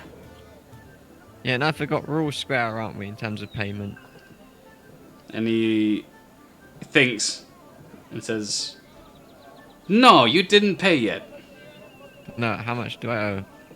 And he thinks, and he looks to any of the other goblins working, and then, like, tries to say in a hushed whisper, like, "How much did we say?" And the other goblin's like, "I don't know, you handle the books, I don't do the money." And a third one says, "I think it was 40. And one of them looks at the other one and says, "40 what?" "I don't know. Just 40. He says, say 10. And so Drict finally looks back up at you after the hustle and says, 10. 10 what? He says, "Yes, 10. Tell you what, you seem like a cool dude, and just a perception check quick on the car, just to see the craftsmanship in terms of the repairs. You've seen better. Like, this is clearly goblin engineering. Things have been boarded up as best as a goblin might board up a carriage that was half fallen apart with whatever timber they had on stock. This is not the finest craftsmanship. You can see, you get a sense that it'll hold together. It will travel, but you definitely don't look like you're nobility traveling in this. That fits me down to a T. It is patched up. Right, so yeah, I'm gonna pay you 10 gold. And he takes the 10 gold from you and says, "Thank you for your business." And he puts it in his pocket, and the other goblins nudge him and says, "I can't break 10. How do I break 10? It's like, "Just break the coin. Like, breaking the coin doesn't work. We tried that before." He says, "Well, don't do it with the customer here." Tell you what, I tell you what, I'll pay you 2 more, and then you can all have 4 gold. And the one closest to you that isn't Drake looks up at you and says, "Yes." Okay, there you go. And just chuck in a couple of bags of feed for the horses, and then that's it. And he runs off after taking the 2 gold from you, and goes to get the horse food and put it in the cart. And All right. He says, "So are you leaving now?" Not yet. He says, when leave?" We will leave in a Tell you what, can I just pay you another 12 gold and then you can just keep them here for like the next couple of weeks? I think it's gonna be a few days that we're gonna be heading out, isn't it? I think. And the goblins are all whispering to each other, like, weeks? How long is weeks? He means 7 days. 7 days is weeks? No, 7 days is a week. He says, how'd you know that? I went to school. No, you didn't. I listened to a school. Okay, fine. How much is 12? And he says, well, we fixed cart for 12. And the other goblins sort of look at each other and go, yes, okay, 12 seems fair. Okay, cool. So yeah, no eat horses. Then one of the goblins side-eyes another goblin, and he nods this. Fine, okay, no eat horses. Okay, there's your 12 gold. And they take the other 12 gold from you, and the goblin that was being side-eyed looks up at you and says, "You sure can't eat one of the small horses?" No, I'll tell you what, no. no. You can't. But what I'll do is He looks at the pouch that they now have, and he holds up 6 gold and says, "I give you 6 gold. Eat pony."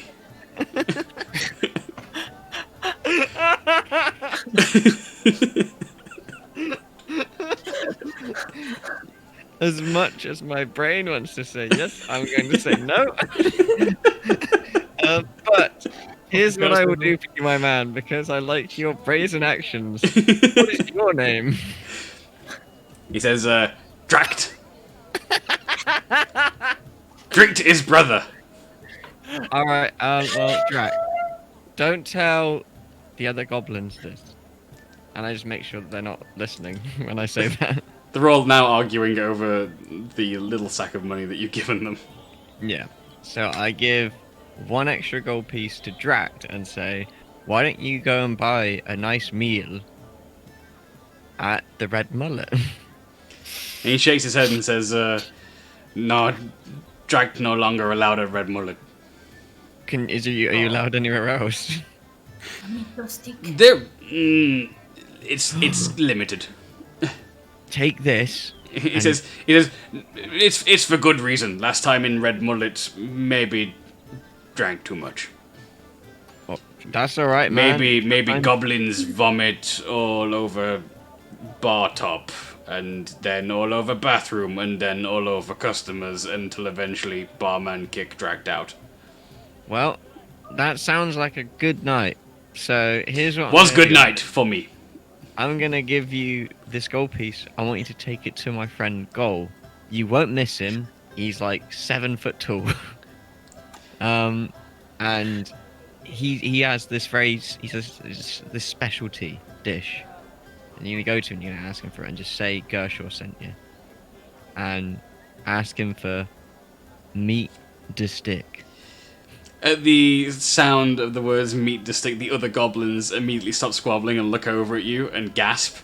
And Dract looks up at you and says, you don't mean to say the Angel of Bread has returned? Yes, he has indeed returned. Angel of Bread? You can see them all grinning wide and like wanting to like immediately leave and run off. Say, did not know Dract did not know Gol had returned. And he smiles at me and says, yes, Gol is best cook in Tamont, maybe in entire world. I have eaten his food. It is good. And then one in the back just pipes like, I particularly like meat on stick. I also enjoy meat on stick. But he has a new dish, which is meat de stick. And this time it's Drict that tilts his head and says, what is difference? I don't know. And one of the other goblins behind Drict clearly slaps him around the back of the head and goes, obviously, fancy stick. I think it's fancy everything. And they'll go, oh. And it's now Drax that looks up at you and then looks down at the pile of gold that you've given them and says, do you think 6 be enough? I tell you what, I think because I may or may not have worked on him with the name, but you can't tell him that. Just mention that I sent you, and I think the 1 gold piece will be enough for 1 meat to stick. You can see them all nodding now. The 5 goblins behind Dract are pulling straws to decide who has to stay with the carriage in the stable. And who gets to go. And you see that one of them pulls a short straw and he sits on the carriage sulking, and the others begin to run off down the street towards wherever they think Gol might be. They have no idea, but they'll find him somehow. Okay, I'm glad that's sorted. So, no eat pony. I mean, they're all gone. The one sulking on top of the carriage is, I'm a vegetarian. Okay, you protect the pony. All of them. And he sulks and nods. He's like, God does good bread, though. Do you want? Tell you what, if you make sure, I'll tell you what, I'll give you a gold piece as well, and you can get some bread from him. And he grins and he's like, okay, we'll look after everything. Cool. Sorted. I now head back to the Red Mullet. Okay, so is everybody now heading back to the Red Mullet? Right. Excellent. That means it is a perfect time for a break. Yes, please. Alright, folks. I need a coffee. Let us do a... Where's my beer back? There it is.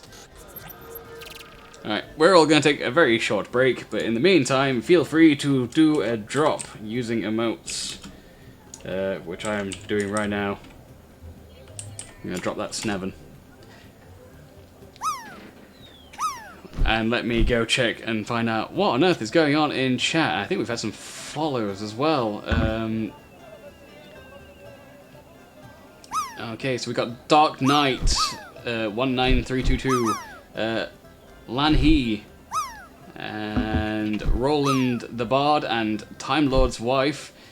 Your entries have been logged in the Geeks Codex. Your names will go down in the annals of history as a geek, freak, and nerd. Oh, and also Kaylee Skull. Your name will also join them. It'll go down in history as a geek, freak, and nerd as you join the Geeks Codex. Thank you so much for the follows. It's super appreciated. I hope you're enjoying tonight's episode of the Ebon Death 5th edition D&D session. And also, thank you so much for that raid, Time Lord's wife, 30 of you. Welcome, raiders. Sorry, we don't normally sort of acknowledge chat too often during the sessions, just so we don't like sort of break the flow. But super appreciated. Thank you so much for that, and I hope you guys are enjoying it. And what's that? Senanai? Am I saying that correct? Senanai? Your entry has been logged in the Geeks Codex, and your name will go down in the annals of history as a geek, freak, and nerd, just like the rest of us. Thank you all so much for following. This has been a wild first half of this session compared to what I was expecting. I didn't realize so many side character NPCs were going to be involved today, and here we are. Let's see what's going on in chat. It's been a bit all over the place because everyone's kind of in different places.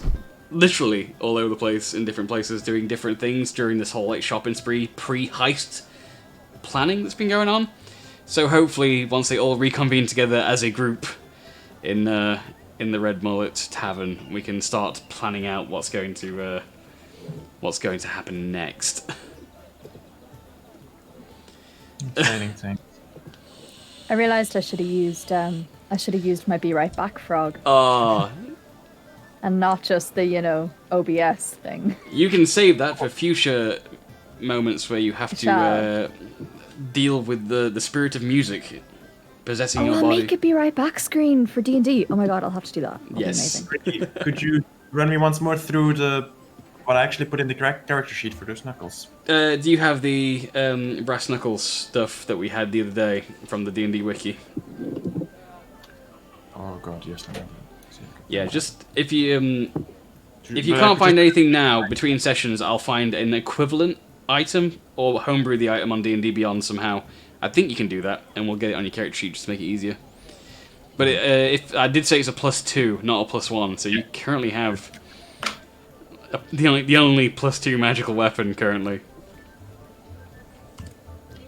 I'm trying to scroll through chat. There's so much chat going on, guys. I'm so sorry I'm not responding to all of it. I've scrolled back enough to see the honks. So many honks. There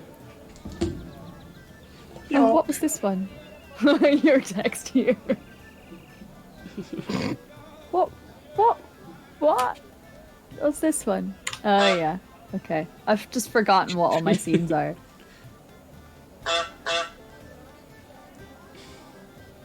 Oh, Reevesy! Reeves is here, or at least was here. How's it going, man? Birchie, as always, glad to see you. Martaus, Kira, Barak, Jeff. Yeah, welcome, Jeff. Haver of Destroyed Dreams.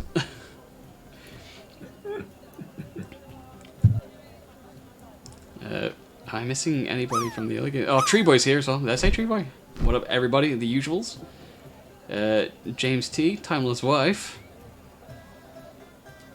Chaotic Empress, the Silver-Haired Gamer. We've come to slay dragons and visit dungeons. That's good to hear. Although we haven't been in a dungeon in a while. There's been... And the only dragon here is Capo. Never buy pouches of berries from strangers. Look, I'm glad that the goblins are getting a lot of enjoyment from people. They are kind of fun to portray. Yes, we have Gobby. Gabby is actually spelt with an I, so it's Gabbi. But Drict and Dract are pretty much spot on there, Jeff. Oh, Lindsay's still here. Hi, Lindsay. Scrolling down. What's is Lindsay here? I'm still scrolling. I know we're not, eye live, but are we ear live? We are ear live. They can hear you. Hello. Broadcasting Oh, directly to Reezy your ears.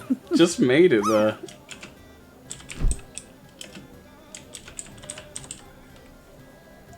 Gonna have another. I just put my coffee. Gonna have another attempt dropping that Snevin. The fact that you've returned with beverage instead of food is makes a change, Russell. I know, right? I've told you, no more KFC on camera until they give us a sponsorship.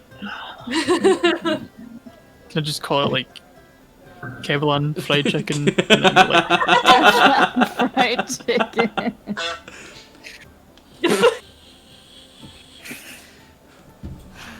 please never remove that honk sound. Special guest honk. I need that honk in my life. Not gonna lie.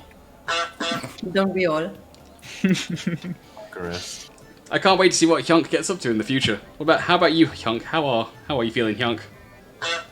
Seems about right. Briggy, None. Yeah. can you send me a link to Hyonk's Hero Forge thing? For no reason, just curious. I will. I most definitely will. I'll share it around. Do you want it now or do you want it after the session? Yeah. I don't mind if you have it handy, but only if you have it handy. You were gonna scream rigged if I won, Treeboy. Really? Like that was not rigged in the slightest. That was very close. If the streamer wins, you're not tricked. I mean, you guys saw, like, people on stream could see the health bar. They knew how much health Hyunk had at every given moment. Just couldn't possibly see what Solgra had, unfortunately. Oh, Russell, you just beat Reevesy out. Did it? Is my stream like really behind? Yeah, I think I just see it significantly sooner than everybody else. Yeah. I'm back. I'm not sus. You're Just here sus. spoiling it for everybody. Now, Kira, that game is amazing. What was that sound? By the way, screenshots? What sound? No, the other one. Like a shutter. No Like a idea. keyboard. That one wasn't me. Might have been a keyboard. Crossbow? Hyunk, what have you got to shit. say about Tree Boy's accusations? Yeah, I thought as much. You're not making any friends with the Goose Hour Cochrane over here, Tree Boy.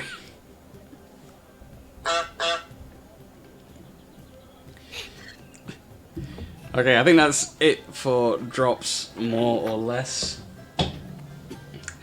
Unless anyone else throws in before the end.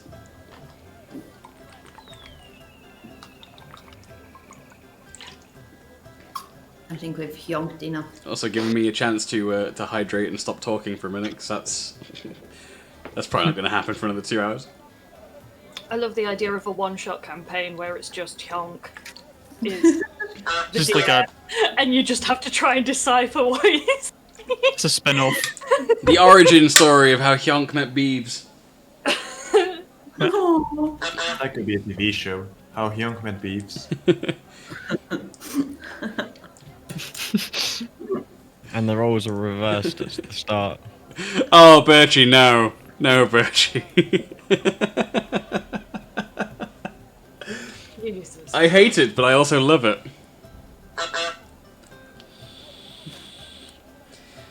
Alright, I think we're all back from break and ready to go. Are we? How are we feeling, team? Oof, stress. Alright. Businessmen. We have a special event now. So I'm going to bring us back live. So our faces should be on screen. And we return to the second half of tonight's session. Which brings us back to the Red Mullet Tavern. So...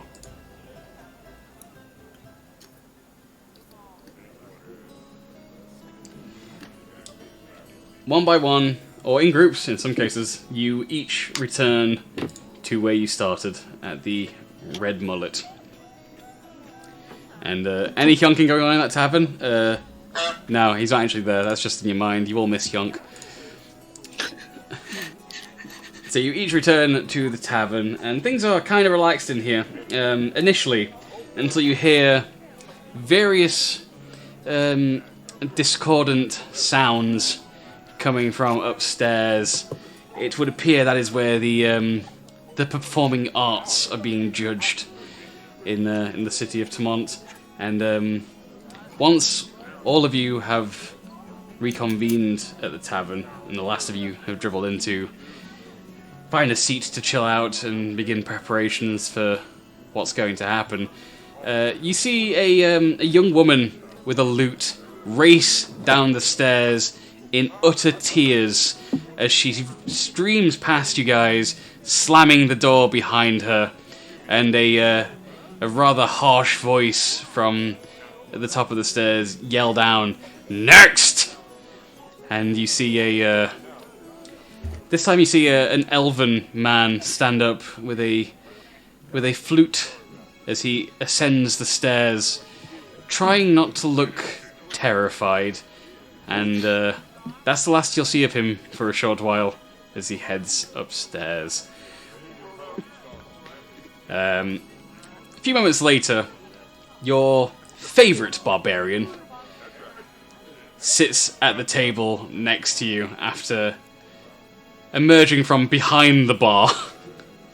He has a huge grin on his face as he sits down and sidles up next to Fanny Boss, and he leans in conspiratorially and whispers, "They've started letting me behind the bar. I can have as much as I want."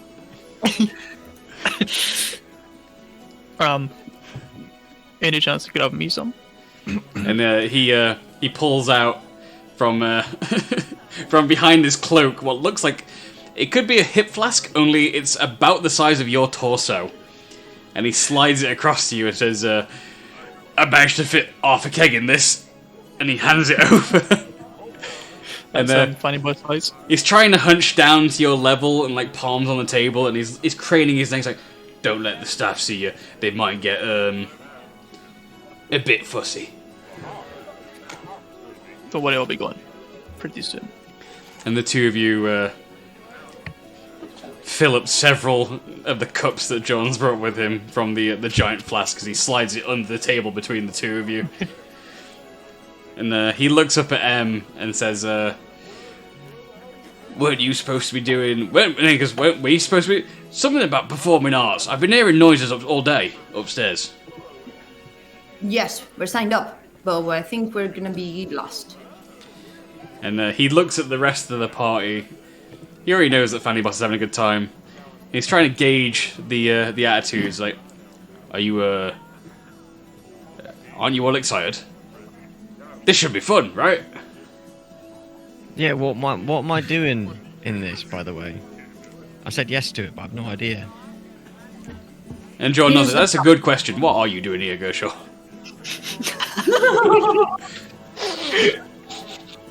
I'm here to miss punches and drink, and I've thrown as many as I can in a turn. Try throwing them back.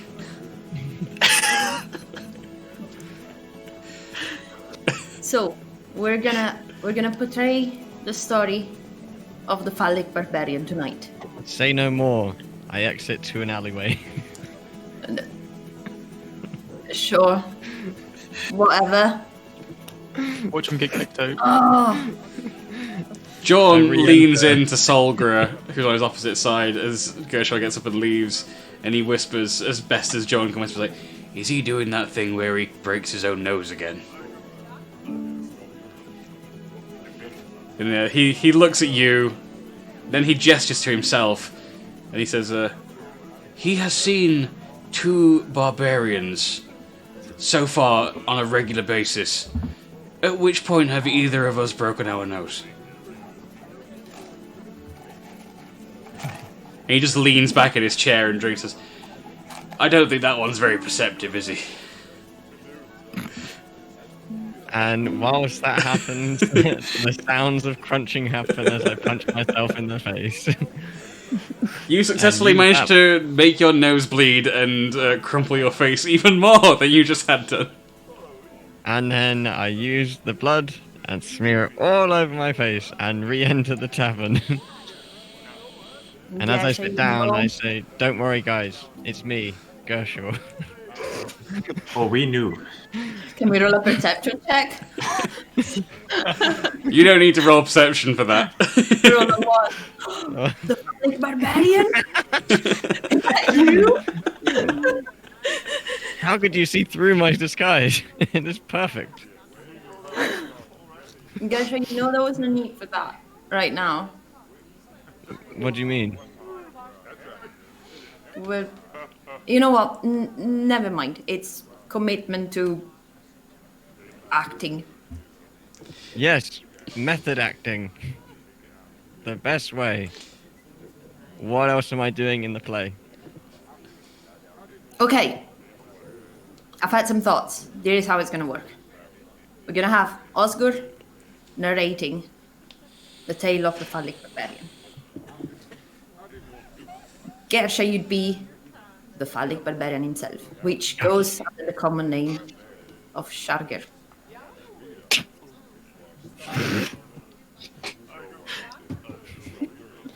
I mean, the story is going to be explained through song as well. So, like, you know, you don't need to worry about too much. Yeah, I'm just gonna point out who does what, and then we just improvise it from there, I guess. Yes. Okay, we'll have Fanny Boss. You're gonna be a one-night stand. Oh yeah. Caporius, you're gonna be more than a one-night stand. Too tired to fight this. Solgra, you're gonna be, since you're such a grounded person, you're gonna be someone that gets some sense back into Shagger because he really needs that. Also, feel free to slap him if you want at any point. As you're explaining the roles, John looks at Oscar and says, "Are you performing twice?" I am indeed, yes. But this is my more important performance. He nods and says, "Yeah, definitely important." And Yeah. takes a long swig of his mead. And in all of this, me and Sharid are gonna be Shagger's parents.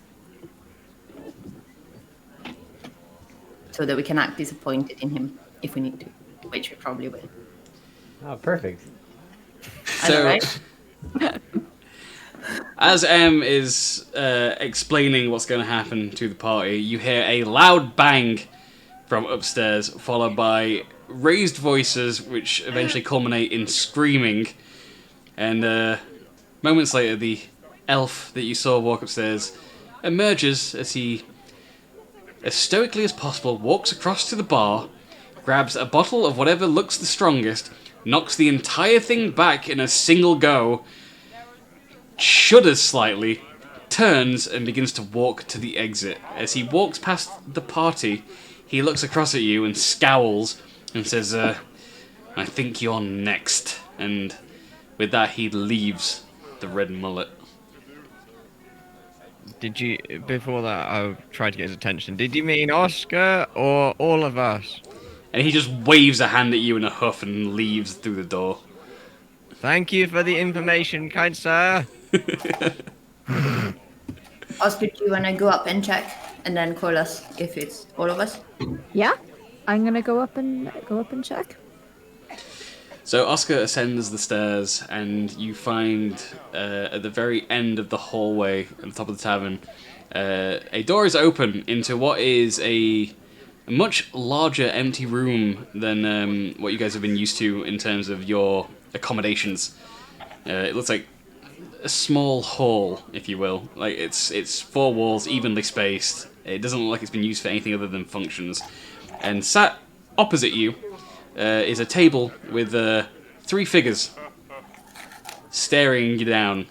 The leftmost figure is an elven woman who sits stoically and proud and doesn't seem to acknowledge your presence other than a almost imperceptible curt nod.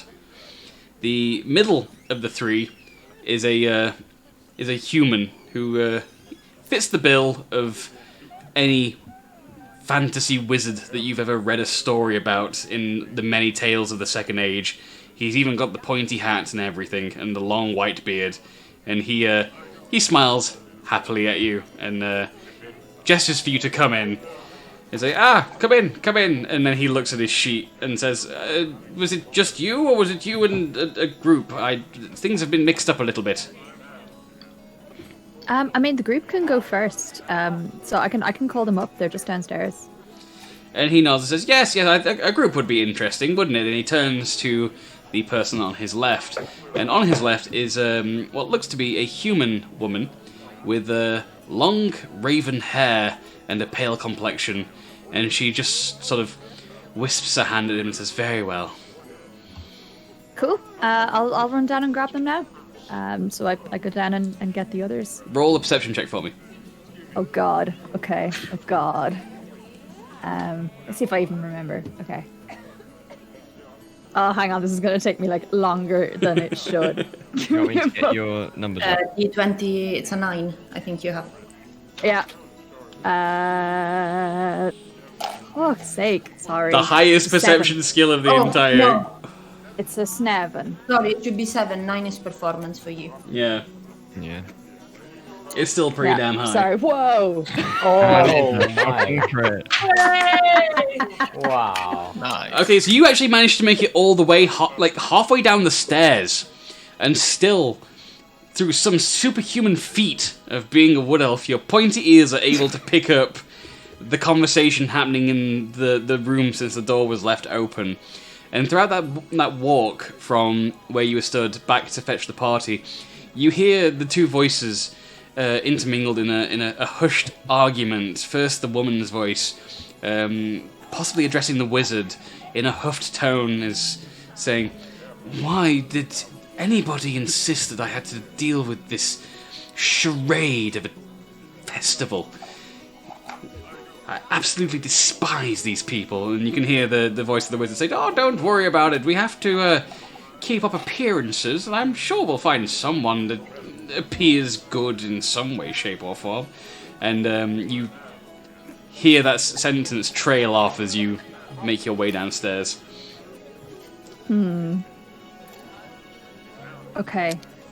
So I go down, I gather the party around me, and I go, okay, so the judges, I feel like they might have some ulterior motive. I'm not entirely sure, so let's just tread carefully, and with that, break a leg. I mean, I already broke my nose. I'd rather not break my leg as well. But we've got, they're not the only one with an ulterior motive, so it's all good. We're on even pegging. Even. Yeah, fair, actually. We can't really say anything, can we? Nope, that's We not. can, but it would be known as hypocrisy. It would. Hang on a moment. The script is gone. Okay, cool. Are we ready? Yeah. Let's head up. So, After we're up, before we start the pantomime, can I roll a perception check on the lady or something? I'll let you know if and when you end up rolling perception for things. Trust. Okay. Okay, so you guys enter the room as a group, and this is the first time the rest of the party get to see the judges. Did you actually want John involved? Because like as you guys stood up, he remained sat at the table drinking. He's not really noticed the party leave.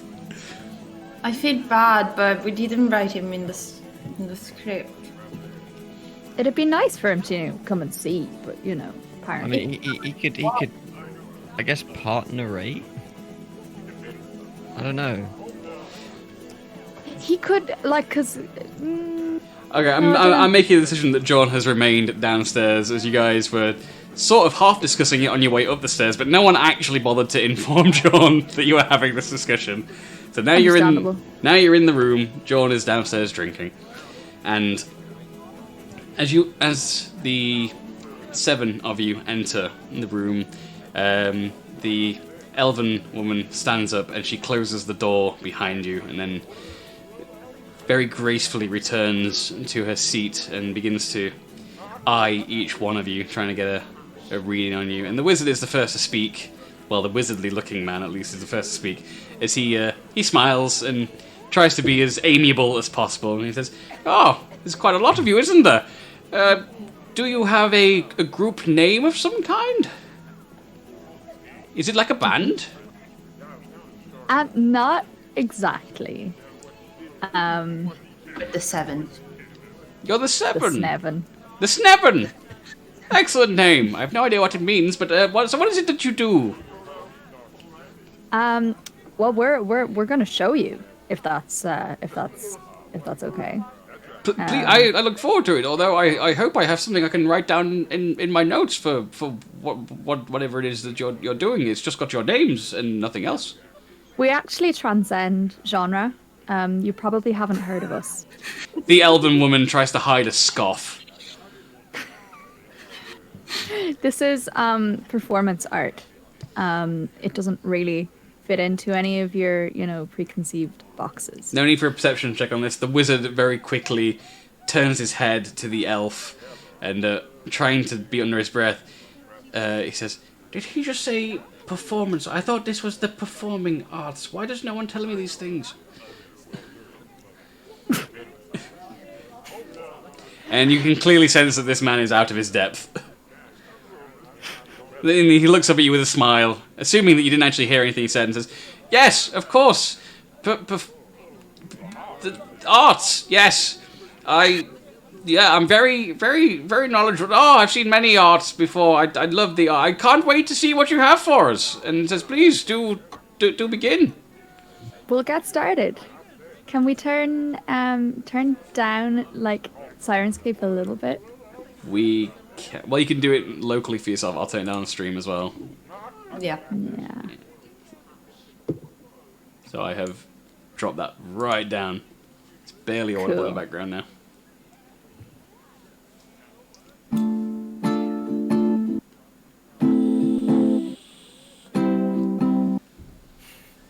In Farida.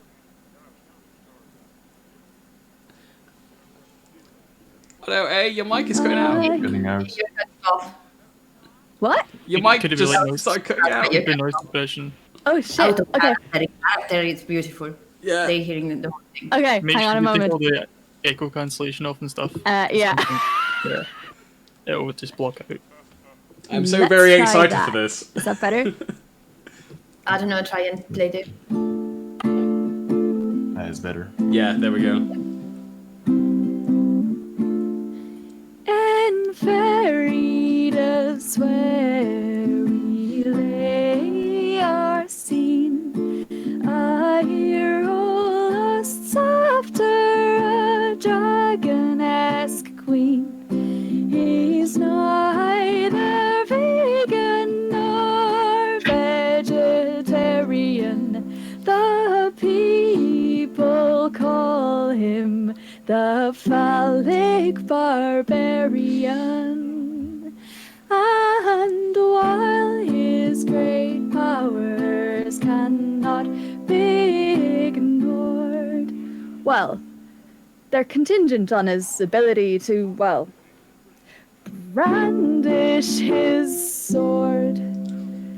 And so he embarks on a most thrilling quest to solve quite a big problem, it must be confessed. But alas, all is not as it seems. In fact, it's beyond his wildest dreams. He expects to be met with a cure for his dick. But below and behold, he finds out it's a trick. In the mountains, our hero is far from lonely. In fact, he's crossed paths with the one and only Love Guru. The Love Guru possesses a mystical power to have our hero fight and fit within the hour. There's a dick joke in there somewhere. And so our hero continues on his way, returns to his homeland merry and gay. He returns to his parents after they've been away, and they confess and they confess they thought that they'd never seen the day when their son, who's certainly been around, finally finds love and settles down. The news of their union resounds through the town. Here's him in his suit and her in her gown. In fairy dust where we lay our scene, our hero has married his dragon-esque queen. And the wall was uncertain the here and the now and when. We're glad our barbarians phallic again.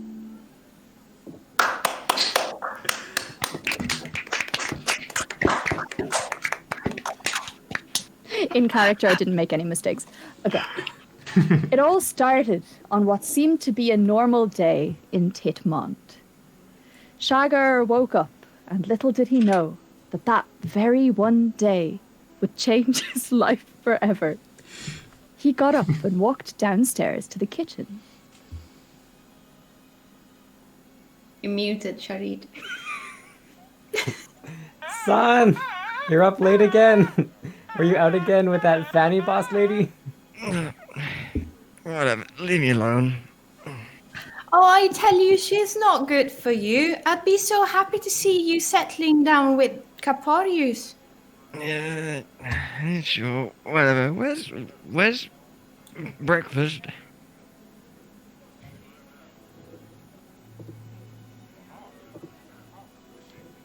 Sorry. In character, that was like perfect. Shagger ate his breakfast and left. His parents remained seated in the kitchen, looking at each other with disappointment. The son that they raised, with all the good principles, was out at the tavern drinking and serenading a different lady every night. Darling, what is wrong with him? I don't know, but I don't think we should blame ourselves for the misconduct of our son. He's kind of special. Oh, if only there was something that we could do to help him. Wow. Yeah? I might know a spell. We were taught this in school, but I haven't used it since. It casts a blindness to a very specific body part, if you know what I mean. Oh dear. I think I do. Well, it might be the only way to stop him from being such a rascal and set him on a good path. Go ahead. Cast the spell.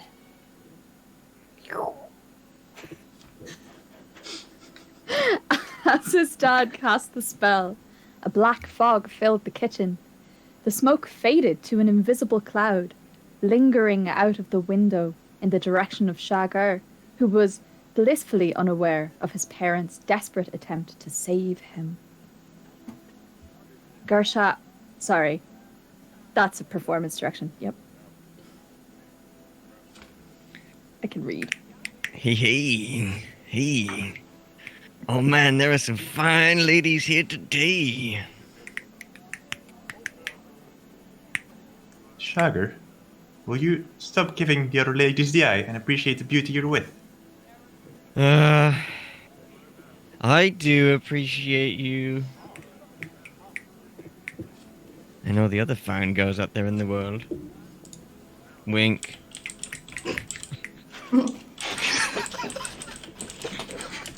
Sorry.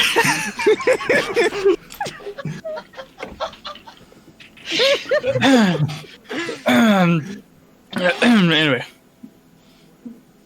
Lover boy. And who are you? You don't remember our last night of passionate dancing? Dancing? Let's see. Sorry. Do it again. Gosh, I'll make this mistake. It's fine. Dancing? Nani? I mean, I dance with a lot of ladies when I'm out drinking. I forget a lot of it. Thank God I do. I am sick of these run-ins in the street. You've kept this going long enough. I am leaving you.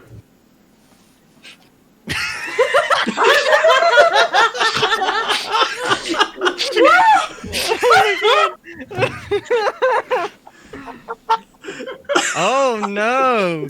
Whatever am I to do? Who will I dance with? Oh, you seem like a dancing gal. How about we, What? Oh no! My main dancing implement! Why is it not working? Damn you, Dad! So Shagar falls into a deep depression as his lover has left him, with his phallicism also failing him. He cannot continue his life of debauchery any longer.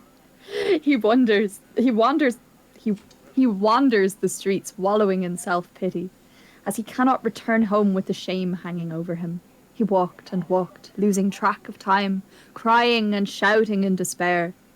He didn't know how far he walked, but he suddenly found himself in the deep woods. The place seemed unfamiliar. But then a sign appeared in front of him. To the mountains. He shouted. That's it! That's where I'll regain my crad! And so, with a new purpose in mind, Shagar started climbing the path. For hours he kept walking, thinking of all the ladies that would welcome him as a god once he reached the top. But no ladies were waiting for him. He looked around, in confusion, until he heard a voice. I see you made it. And who are you supposed to be? I am here to help fix your mistakes. I am Lulu, the love guru. And who are you? I am the phallic barbarian. I am Shagar, the town shagger. Or at least I used to be, until my tool stopped working. Oh, wow. That must have been a terrible hit for your enormous ego. Well, yes, I just left my girlfriend to do some dancing. Yeah, if you know what I mean. With the finest ladies in town. Ah, of course you were. So you would be too busy being a dickhead to have your dick actually working. I can help you with that, but it's gonna take a lot of effort. Please, Lulu, help me. I can't live like this.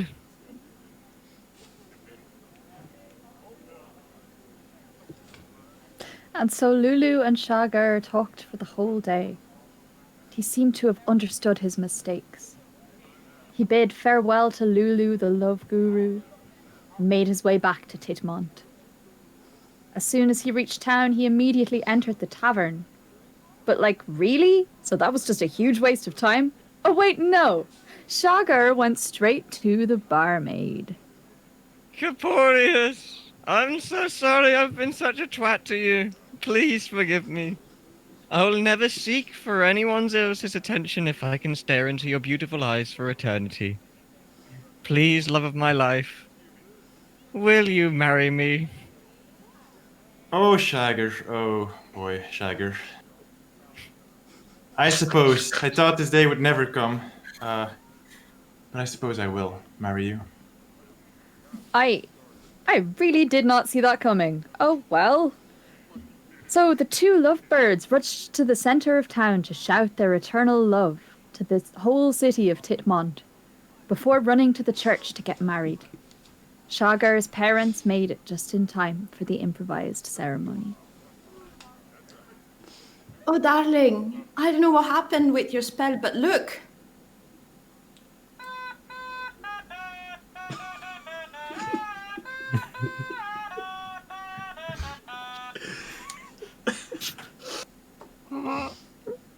The next is your line as well. I forgot to put. Wait, what? What? You have the It's next. not got a red on it. Oh, Yeah. I'm proud of you, son. And so Shagar and Caporius got married and lived the rest of their lives happily with each other. The legend of the phallic barbarian remained alive, although only in the privacy of their bedroom. The end.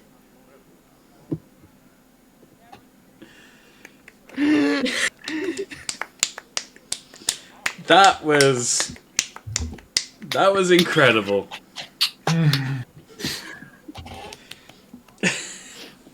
We just, like- Holy shit! Can that be highlighted and just that bit uploaded to YouTube? I want that song. Just for my own amusement. I want that song so badly. I'll record it properly. Please do. Spotify. That was. I don't even. I'm quite proud of that.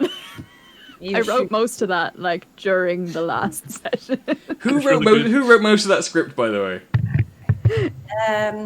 I wrote 3 of the scenes. Charles wrote the middle one where he's doing the dancing. Okay, I wrote the song. so because this is how I'm going to do it mechanically. Okay, I was scoring it the entire time. So you're saying that the primary writers of everything were you, Charles, and A. Yes. I'm going to make all 3 of you roll, Okay. but there's a caveat Oh, here. shit. I scored that song. That's a crit. Like, don't even worry about that. We're not even talking about the song now. That was critical. That's a win. Thank you. That's a huge success. I don't know if you think this is fair or not. I've been tallying every single time you made me laugh my ass off, and also tallying every single time I think you made a mistake. Is that Fuck's what sake. translate? Can I point out that English is not my first language, by the way? Actually, Can I point yes, out that that I is was reading that for the That's first fine. time? So I tallied, what's that, 5, 10, 15, 20, 26. It's a tally of 26 for the times I laughed my ass off. And a minus 10 for the tallied mistakes. Fuck's sake.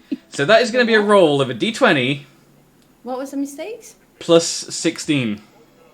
Okay, I think we're all right. Yeah, Plus it is. your performance modifier. I don't even know why I'm making you roll at this point, because that was insane.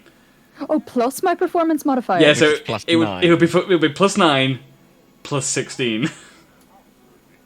Supposed to put rolling at Plus that point. 25. Oh, sorry, So, sorry. so Oscar's rolling on a plus 25. Yeah. You can Sorry, literally so do I roll need to do that a again? critical fail and still win. No, that's right. Yeah, so that was a 13 right? plus 16. That's a total of 38. 38. I think that was alright. By the way, just the way that things get broken down, the DC for stuff is 30 is usually something that's impossible. You shouldn't be able to regularly or easily achieve anything with a difficulty challenge of 30. So at 38, I'm considering that as Oscar is the shining beacon of the pantomime. Now, Charles, roll your performance plus 16. Okay. And plus my modifier as well. Yeah, so it's D20 plus your performance modifier plus 16. Okay. I got a plus 0, so it's just going to be D20 plus 16.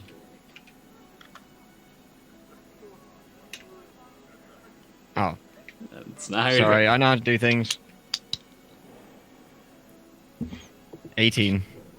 Has really a bad roll. And now, roll your D20. There you go. Plus 22. So that gives us... someone add these together for my brain. All totaled up. 68. 78. 78, yeah. 78 plus that original Yeah. 20 Right. becomes 98. Yeah, 78. Okay. So, yeah, Barack was the one that like figured out what I was doing as well in chat. So that was gonna be a difficulty, like a DC of 80, and you passed that with a 98. So Nice. now I have to figure out the role playing for how I'm gonna like actually tell you that you won the contest. In the meantime, Reeves. In the meantime, Reeves is going crazy with the gift subs, dude. I try not to reference things going on in chat during game, but hot damn, Reeves, that's crazy. Thank you for that so much, dude. You absolute mad lad. This has been a roller coaster. I choose you over Disney Plus. Yes, we will Nice. endeavour to bring you this level of content on a weekly basis. Should I write more pantomimes won't. just for the Speak for future? yourself. I think we're good with pantomimes for the immediate future, but never say never.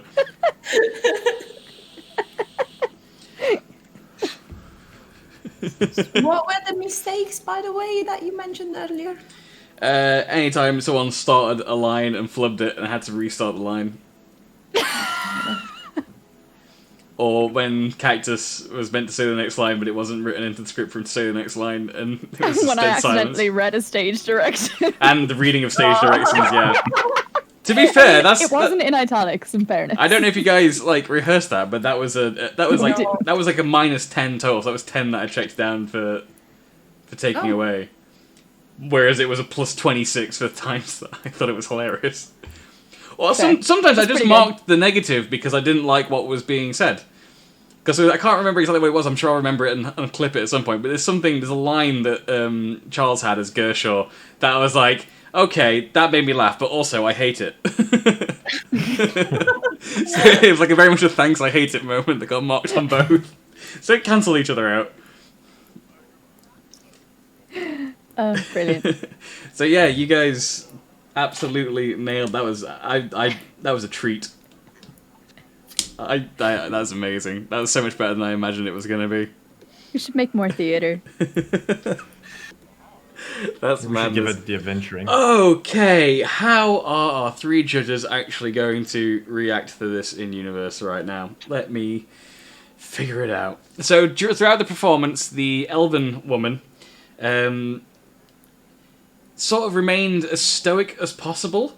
It's around about the third act of the pantomime that the perceptive ones amongst you, especially the elven among the party, so Em and Oscar, would have begun to notice that she was beginning to break, and finding it very difficult not to laugh. But she did her best to remain stoic throughout the entire thing. So you've got a distinct impression that she enjoyed it, but she wouldn't give you the laugh.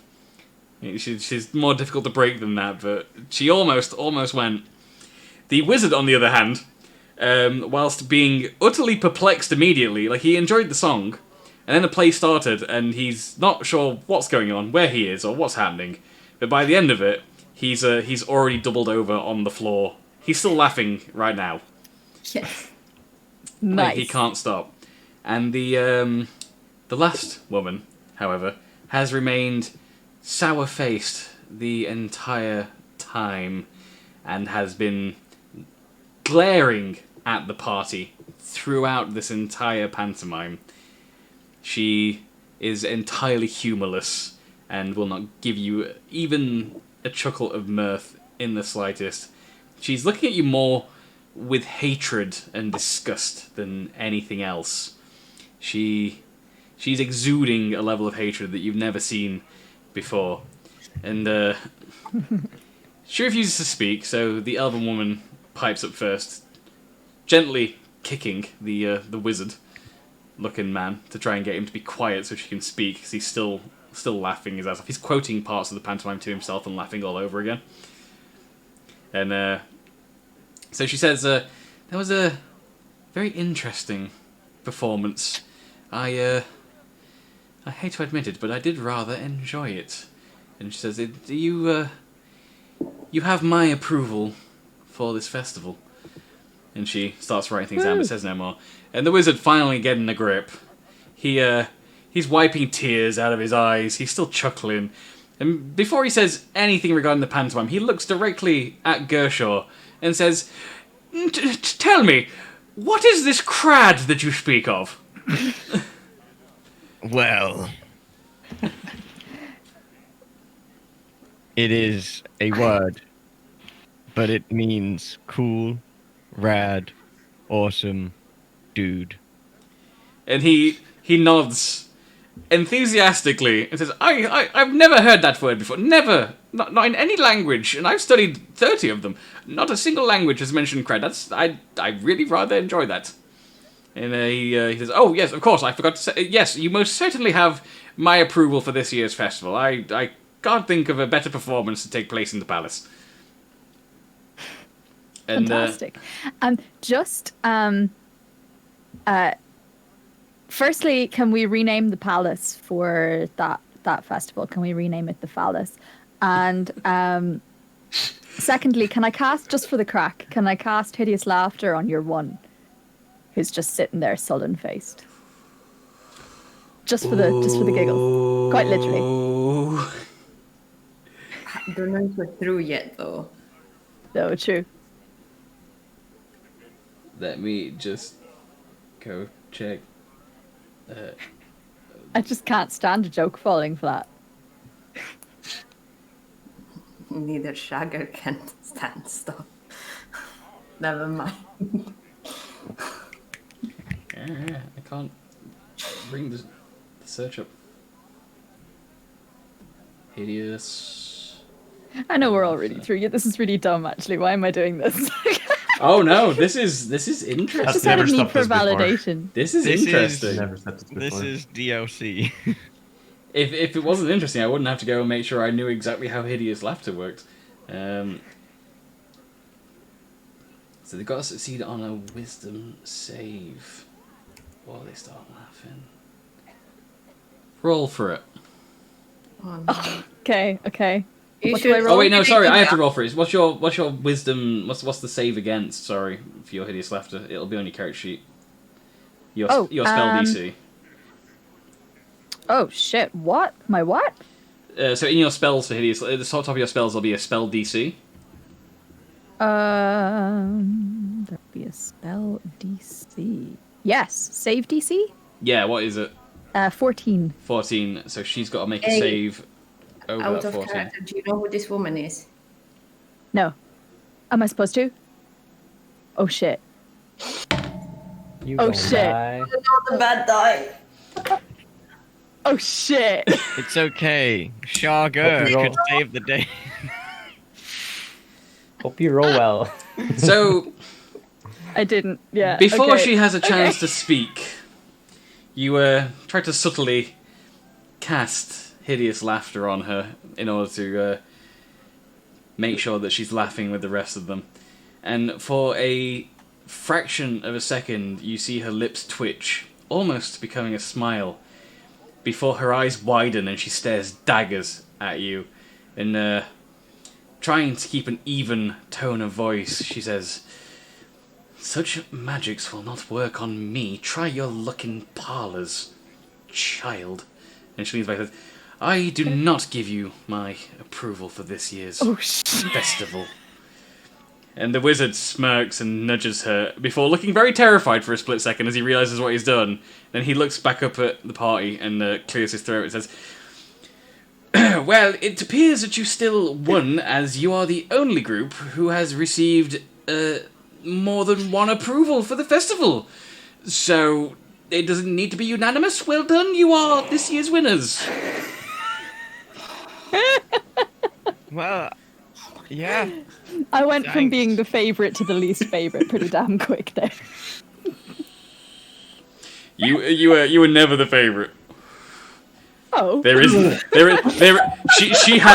She clearly has no favourites. You're all I on. meant of the party. Oh no, of the party, it's fine. That's fine. Oh no, according to I her, see how it is. according to her, she would much sooner have killed all 7 of you than sit through that entire pantomime. So you didn't make things any worse by attempting to cast hideous laughter. Oh, I wasted a spell slot. Maybe a but, you know. smidgen worse. Like a tiny bit more worse. Like she wasn't going to single you out at any point, and then you forced her to single you out. Yes, You're Em? up next, aren't you? Which? Em?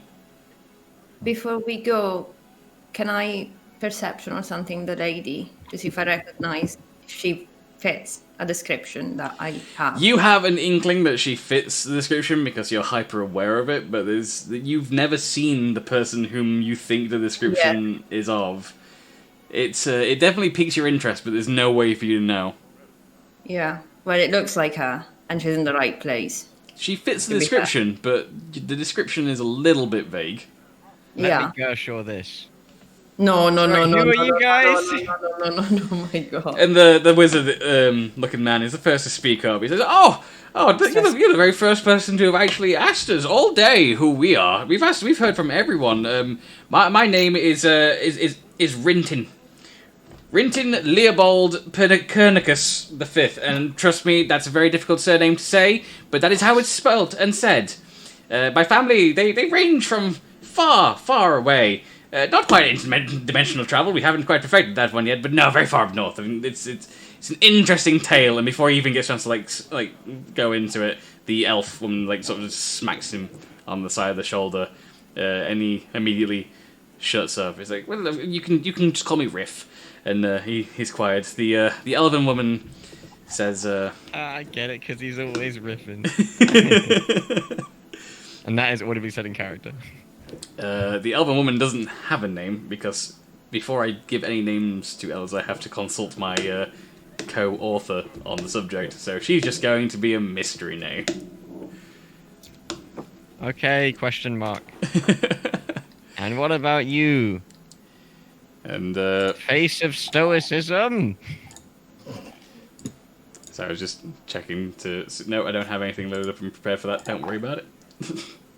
Just to see if I had any elven names ready to go. I thought I did, but they're probably not in easy access. So, back to the sour-faced woman, who scoffs in your general direction and says, "Never you mind who I am. It is of no consequence to you, and you will likely never see me again."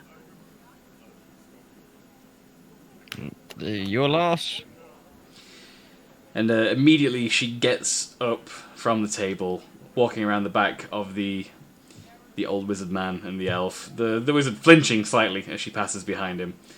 And she makes for the door and immediately leaves, huffing on her way out and heading down the stairs. You hear the footsteps.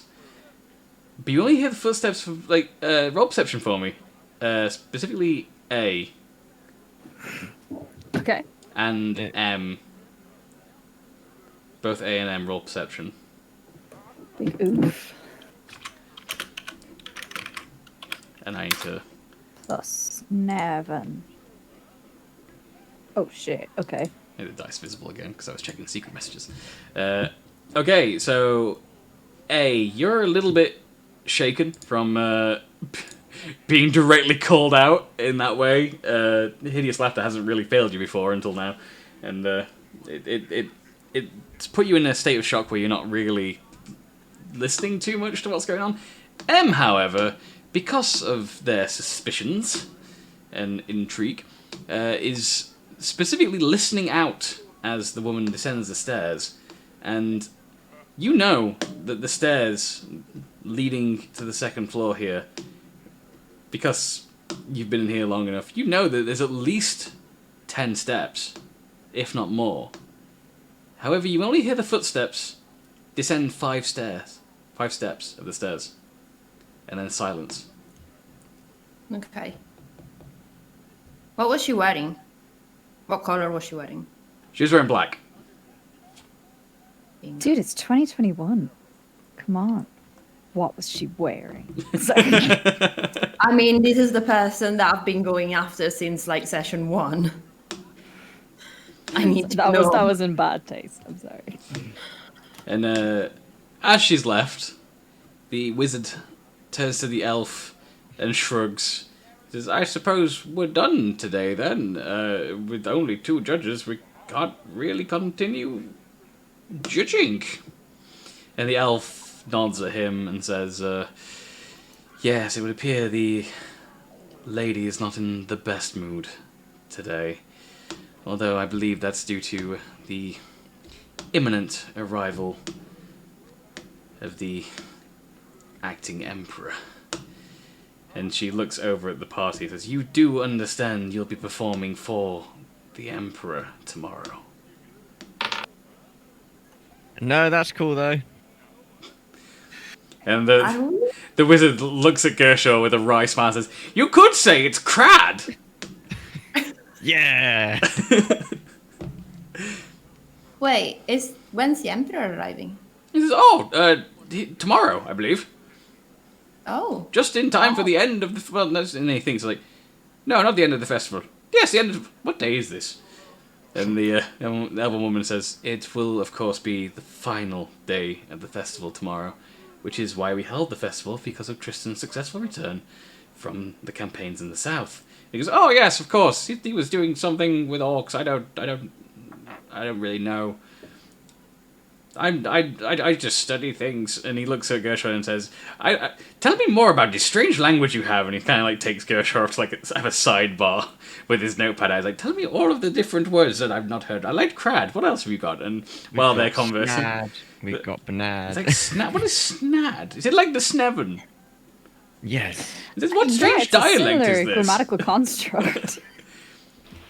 It doesn't sound like Orcish. Where did you learn this? And then, while they're having a sidebar, the elf approaches the party and says,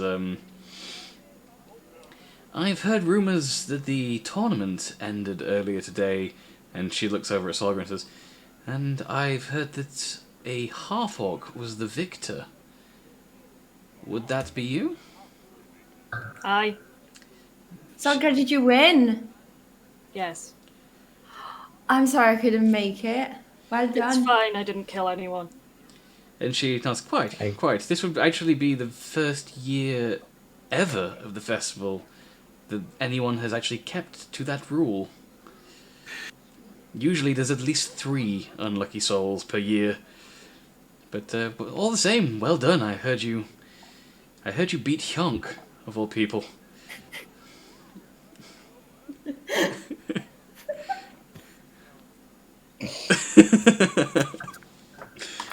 Yes, he was very gracious in his loss. Indeed, as I would expect from royalty. You bet a king? Yes, I believe he's a prince. There is a variation of the Arakocra that live on this continent. Their nest is far to the north. He likes to travel south to take part in a tournament every year, but you're the first to best him. Although this does raise an interesting dilemma in that you have won 2 of Tamont's 7 festival activities, meaning... And then she the first time a properly wry smile has graced her lips since the actual pantomime, and she grins at you just a little bit and says, "Do you feel comfortable fighting in a dress?"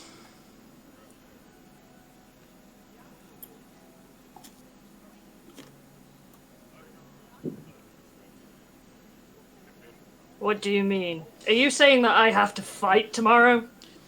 And he says, "Of course, all of the winners of the various trials in Tamont must actually display their skills in front of the Emperor himself, so that he might indulge in the prowess of Tamont's greatest and finest. That is why you will be performing. I'm just concerned that you won't be able to fight in a dress either before or after doing this particular performance again." Well, some pompous twat in the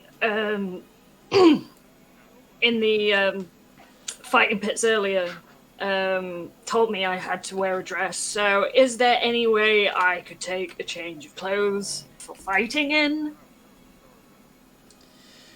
And sorry, bear with me 1 second. I know exactly what I'm about to say. And she gets a little bit snappy with you for a moment, and she says, "Yes, that pompous individual you speak of would be my husband." And then she looks at the party and she leans in conspiratorially a little bit and just hides a smile and says, "Yes, Seraphel can be a smidge pompous of an ass. He is right, though. You will probably be expected to make yourself look less, Terrifying? I was going to say threatening, but terrifying fits the bill as well."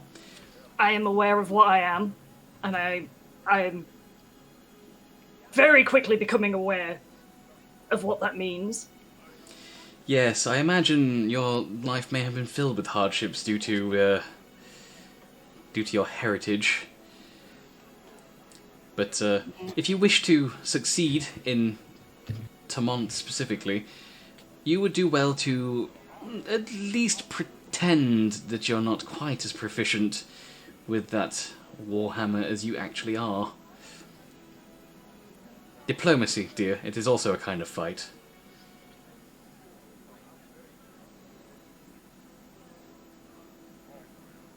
And she locks eyes with you, continuing to stare you down as much as you stir her down right now. Are you telling me to flub my fight tomorrow? Not at all. You should still win your fight. But before the fight, you should make yourself appear less able. It will put the guards at ease. You wouldn't want them getting the wrong idea.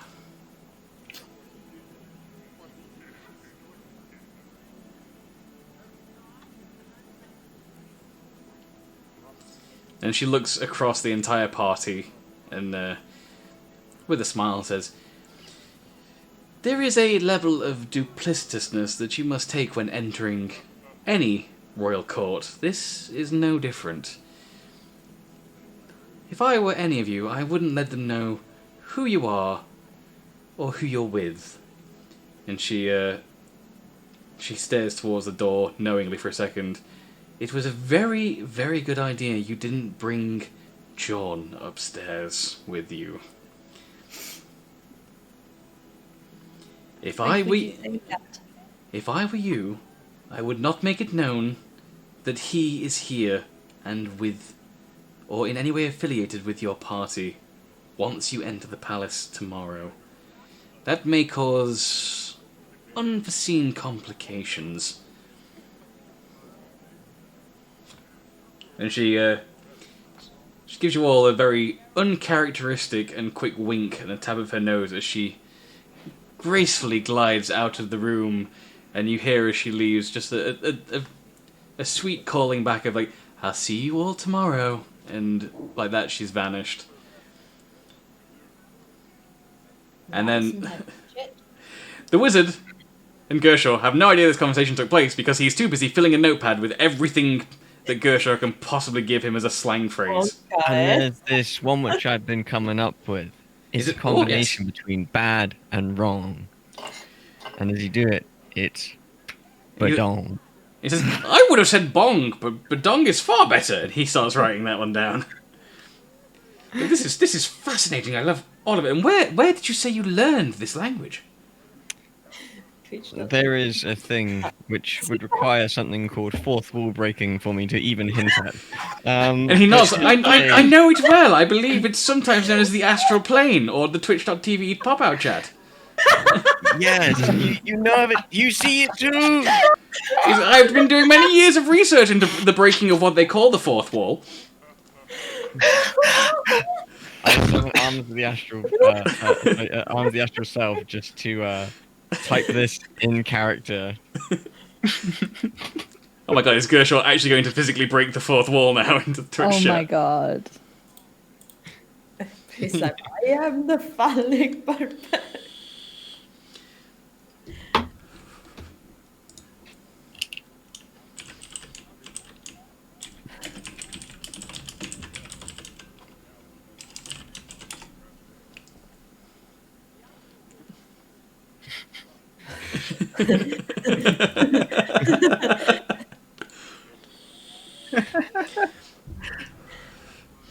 And that's when Riff looks at you and says, "How often do you visit the astral plane?" You don't want to know. He says, "Are you familiar with some of the entities that exist within the astral plane?" Yes. He says, "Excellent, good." And he starts writing more things down, and he gives you a raised eyebrow for a moment. Then regards, he says, "So, have you heard of that Mart House?" Yes, I've heard he's hopeless. Hopeless, but yet still, I would definitely use the word crad to describe him. 100%, yes. He is the crowd. And Gershaw and Riff continue to talk for maybe another hour or two, leaving the two of them in that hall discussing the astral plane and the realms beyond the fourth wall, as the rest of the party head back downstairs into the tavern, where John looks up at them, smiling with arms held wide, and went, "I'm ready!" Stand John, up. let's have a drink. Okay, but what Yes, about the pantomime? I'm ready. Drinks. That's the pantomime. We're gonna drink. Sit here. and Why didn't you say that sooner? That sounds like a great pantomime. Why did I have to get ready to drink? I was already drinking. Pantomiming here the whole afternoon without us. No, let's pantomime together. Drinks. He tilts his head and is like, "Is this a young person's slang that I don't know?" I'm not that young, John. I'm probably older than you are. That is a fair point. And he looks over at Fanny Boss, and then he looks at Capo and, "Wait a minute, yeah, you're the Caporius. Is this young person's slang?" No, I think he's being for real. So pantomiming means drinking. Yes. Okay, guys, let's get completely pantomimed.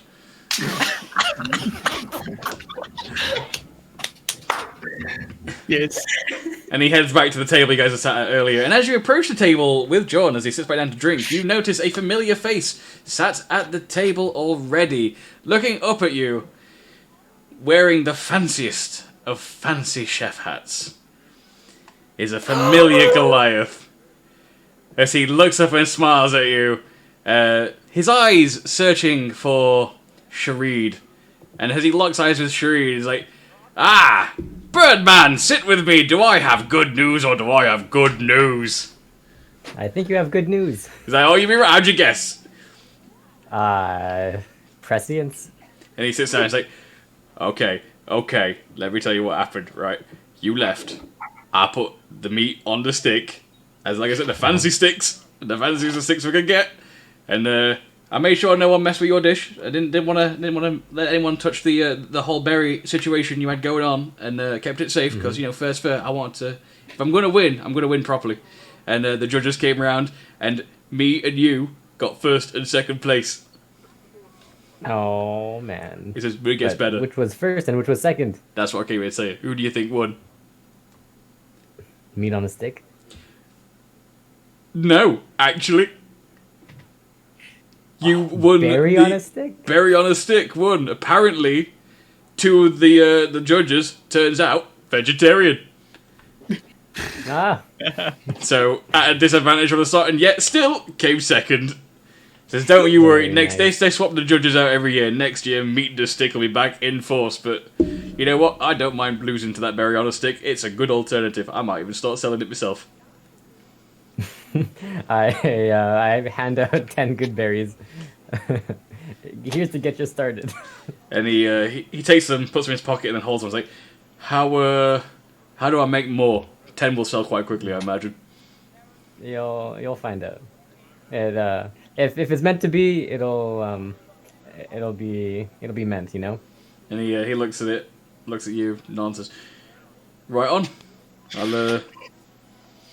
I guess I'll just go with the flow, and puts it in his pocket. And he says, well, they told me, since I'm the only other non-human that was doing the whole cooking shebang, you know how it is, to go find you and let you know what happened. So apparently, you've got to be in Palace tomorrow to serve your berry on a stick dish to 10 people, the Emperor included. Honestly, I think the Emperor would have preferred meat on stick, but who am I to judge? Meh. Well, it's always next year. Exactly. But in the meantime, I'll be sticking around here for the night, and then I've got to head off back up north because I've got yet another festival of food to take part in. Am I in the room at this point? No, you and Riff are still upstairs discussing the fourth wall and the astral plane. Well, I hope your stick and your meat go better in the north. Oh, it always goes down well. When I say food festival, I mean something of a religious Goliath holiday. So it's going to be family, meat, sticks. Nice. That sounds like the best holiday ever. Goliath The only thing that would make it tradition. better is maybe some berries, you know. He leans in and says, that's kind of a double entendre too. Goliaths are known for fighting within the family during holidays, so I imagine there'll be some spears involved as well as meat on stick, so... If you think about it, a spear is just meat on a stick without the meat. Unless you stab someone, in which case it does become And then meat it's on just stick. meat on a stick. Yeah. Big Yeah. meat on big stick. True. Unfortunately, can't sell those in Reject Tamon. humanity. Becomes Return stick. to meat on stick. But I decided to drop in and let you know, and your good friend here, what's his name? Jeff? John? And then he John, because it's John! He goes, that's it, that's the one. He invited me to drink with him. I've not really had a drink in a while, but I thought, why not? It's a celebration, so... and then he leans into Shri and says, is pantomiming really a word for drinking? Yeah, for all intents and purposes, yes. And he nods and says, okay. Let's get pantomimed. Let's get pantomimed. And so the party drinks heavily. Eventually, Gershaw and Riff descending the stairs. Riff, he bows low to Gershaw. And the rest of the party, you hear the tail end of the conversation as Riff is leaving. And he says, I didn't quite realize that someone who hadn't trained in the arcane arts knew about the fourth wall and the arcane and astral planes. I would love to be able to study your abilities sometimes. Wouldn't we all? But yes, you may study my abilities as you wish, whenever. As long as I'm awake. There's a And creepy guy came out of nowhere the other day. Just saying. As he's about to leave, you say that, and his ears perk up. It's like, what? Don't worry, it's fine. Has anything magical been happening to you in the last few days? You can if you can check for me, that'd be really good. Can you do that? Well, have you had any strange magical experiences? I was sleeping, and then I all floors are mine. Like, believe it or not, like you all have permission to stand because I'm allowing it. I've accepted that even the people that I don't like so much, I just have to allow it because it's just part of the astral plane rules. It's called sharing. It took me a while to learn it. Before that, everyone was flying. At the beginning of your explanation on the floors, Riff turns white as a sheet. The look of terror glazing his eyes as he stutters and backs away from you. And he says, "That's very, very interesting. Very interesting. I must leave. I have some very important research to eat. I mean, some very important dinner to learn. I mean, I must leave. Good luck with tomorrow's performance." Wait a minute. I didn't finish what I was saying. He says, "Please, I don't need to hear any more." There was one point where I was off the floor. Apparently. I wasn't awake for it. How so? I was described as glowing. He knows. I'm sure it's something entirely With my non-magical eyes. and completely normal for a man of your age.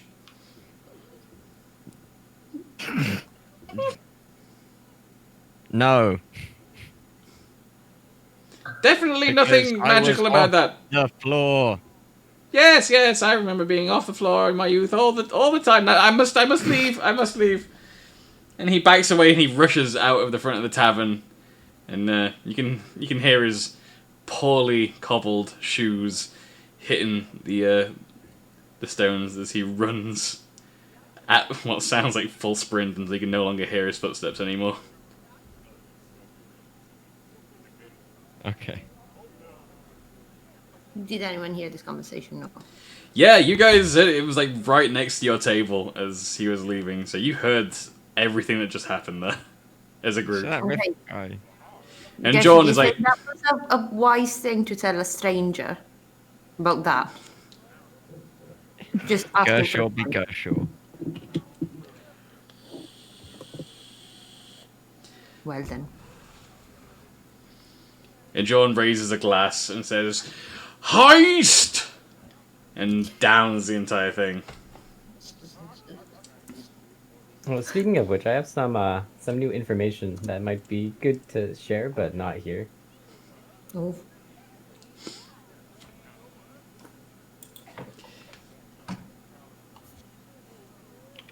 Where should we go? I don't know. It's not here.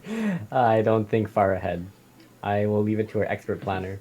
John looks at the party and says, What's wrong? Why can't we talk about it in here?" It's a little public. And John pushes back the seat of his chair, stands up in the middle of the bar, and he roars to the patrons, "Right, everyone out!" And he starts pushing people out of the front door until the only people left are the party and Gol at the table. And he slams the door behind him and sits down. He says, "How's that?" Yeah, that's sure. Flip the table. That's my favorite strategy. So I lay the map out on the table. And he now that stands no back one's up for a here. second. He walks back behind the bar. And he looks into the back room where the owners might be. Closes the door, blocks it with a chair, grabs some more mead from behind the bar, comes back over and sits down with like all the expensive bottles on the table. It's like, if we're going to heist, we should heist properly. And he starts to drink heavily. Yeah. So here's a floor plan. Don't ask how I got it. How'd you get it? I acquired it. How'd you acquire? That's how I get things too. Yeah, I get it by acquiring it, and I acquired it by getting it. So there's a floor. Gershaw, our resident floor expert. Yes. Can you confirm that this is the floor? Yes. It is. And is it planned out? Yes. It looks It funny. looks, yeah, it's a floor plan. And I sprinkle a quick doodle at the bottom right corner and say, so I saw some buildings here with a grate. It's a squeaky grate though, but I think we can get into the castle from here without going through the front door. Interesting. if we can find a way to make the grate not squeaky and get in undetected, we should be able to get into the castle. Weren't you able to like phase through objects? Sheree? It looks like it's sealed shut. I didn't try it, but I could only bring one person with me though. I am doing my best. There we go. That is still not great on screen, but that's the best I'm gonna be able to do. Sorry, folks. This is the map that Shareed received. Man, that is really bad on that screen. The drawing that we have as well. Mm-hmm. Yeah. Okay. So if we can find a way to sneakily get through this grate, I think we could infiltrate. And I think we should go tonight and not tomorrow, because they wouldn't be expecting it today. And tomorrow would be the very last day possible. So I think if we have a plan, we should do it tonight. And then tomorrow we pretend like nothing happened and go meet up with the Emperor, do our show, and then get out undetected. And they would never think that someone that robbed them would go back. Would the next show day. up so brazenly in a show the next day. Yeah. Sorry. I've just realised that Gertrude is breaking the fourth wall. Again. Yeah, shut up. Gertrude has made it into the astral plane. That's great. We tap Sorry. on Gershall's shoulder and just see if he's... Mate. Yeah. Alright, so the map that Shreed received from the total, that's what's on screen now. So it's a scratching of a map, really.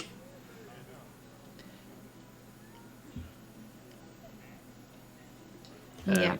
So from your flyover as well, you realise that the supply entrance, as it's written on the map there, that's actually clearly marked from outside of the castle. There is a tunnel under the hill, which is very heavily fortified and heavily guarded at all times of day. So you get the feeling that wherever that grate that you found leads, it is not that supply entrance that's on the map. Okay. So I think our best bet would be to find that grate and go through. All 7 of us? Sure. As long as we can do it quietly, I think it would be okay. Do you guys have any ideas how to unsqueakify a grate? Because that thing was very, very loud. Do they have any oil in the tavern? Do they serve food in here? Oh. John? And Jordan looks up from his beverage and smiles at you. What? Do they have food in here? They used to. Do they still have food here? What happened? He looks over towards the kitchen and then looks back at you and says, probably not right now. Can I go and have a look in the kitchen? And he looks at you with like pleading eyes, like, that's probably not the best idea. Why? No reason. I wouldn't go have a look at the kitchen if I were you. Why? It's bad luck before a heist. Why? John, what have you done? I didn't do anything. Just stay out of the kitchen. Again, it's bad luck. It's superstition. It's bad luck before a heist. You should never go look at the nearest kitchen. It's always bad luck. It means the heist will fail. But why? No, we don't want the heist to fail. Maybe we can find some other It's oil. an old superstition from. He looks around the room, realizing that everyone is from a different culture, and tries to pick anyone he can think of. It's a total superstition. They're well known for their heisting capability. They never go look at kitchens before a heist, and they definitely don't question their best friend and leader before a heist either. They just listen to his sage advice, and everything is okay. But why? That's true. I got this map from a I'm turtle. just like, as you're saying this, I'm just walking over to the kitchen as if Yeah, I'm gonna go to the kitchen. Yeah. I really wouldn't. It's bad luck. You don't want the heist to fail. Like I just Open the one and see what he's done. You open the door. Yeah. You open the door, and as you look through into the kitchen, there are many, about 6 or 7 carcasses of various size fowl. Alongside them are just scattered detritus and ruins of various foodstuffs. Some preserves, some fresh. And John looks shamed and embarrassed, and he says, "I had nothing to do with that over there. Those carcasses were there when I found it."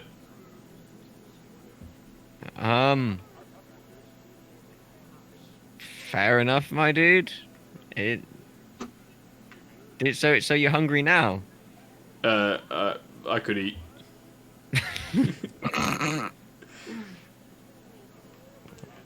I've heard of fabled things through my my astral guidings of this thing called dungeon cheese. And he looks the opposite of hungry now, with a tinge of disgust, and says, Dungeon cheese, man. "I don't know what that is, but I'm pretty sure I don't want it." Yeah, I don't want it either. That's why I was wondering whether anyone would want to eat it. And Gull pipes up, "I could probably make something out of it. I'm sure you could. I got plenty of sticks left over." I'm sure you could. Cheese on a stick. No, Yes. it would be cheese de stick. Oh, sorry. Yes. And he You're grins dead. like, "Yeah, see, I caught on." Yes, sir? Can I look for oil or greasy stuff in the meantime while this is happening in the kitchen? Yeah, you find a vat of used oil. It's it looks like it was probably used in some sort of frying process. A lot of it. Again, Sorry. as you find it, John looks even more ashamed of himself. Anything else? Any like goose fat, lard, anything? Not anymore. I think I know a blacksmith. They have oil. Yeah, that might be. Might be cleaner. Maybe a better option. Also, just Linda, on a separate everything note, doesn't one of you know silence? Is that not a spell that one of you has? I don't have any spells. Or am I misremembering someone's character sheet? I have blindness and deafness. I think I was gonna have silence, but I don't think I do actually. Does I have silence. It's called a fucking warhammer. that's only silent after the initial noise. Learned that the hard way. Not me.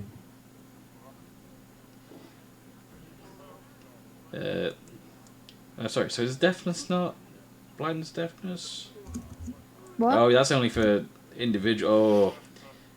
Oh, okay, yeah, you guys definitely gonna need like oil or something then. Right. Do they have like a cupboard or something to keep cleaning supplies for the place? You vastly overestimate how upmarket this particular tavern might be, in thinking that cleaning supplies might exist within the realms of these four walls. Have you looked at the floor recently? Can we go back to this? Sorry. Just saying. Have you looked at the floor recently? And I don't think it's started that shade of brown. Can we go back to the other pub where they have the cart and just check there? There's all manner Not of that far places out. you could go to. Are the shop open though? What time is it? It is sort of middle evening right now, so the sun is setting. And Well, how about this? I'll go back to the blacksmith to get some oil, and you guys formulate heist plan, or do whatever. I'll leave the map here. Okay. alright, that's enough of the map being on screen on the stream. Take that away. So I kind of still think it's probably not the best idea for 7 of us to barge in there with the same way, from the same direction. Mm-hmm. Don't No. know if we have any other real options. You know, unless people just don't go in, obviously, but... As in, So then, how do approaches. we want to split it? If we go throughout the night, then we can't have people. We can have people causing like noises outside to distract the guards and things, but at the same time, if one of us gets arrested the night before we have to perform the thing, it would be a bit sus.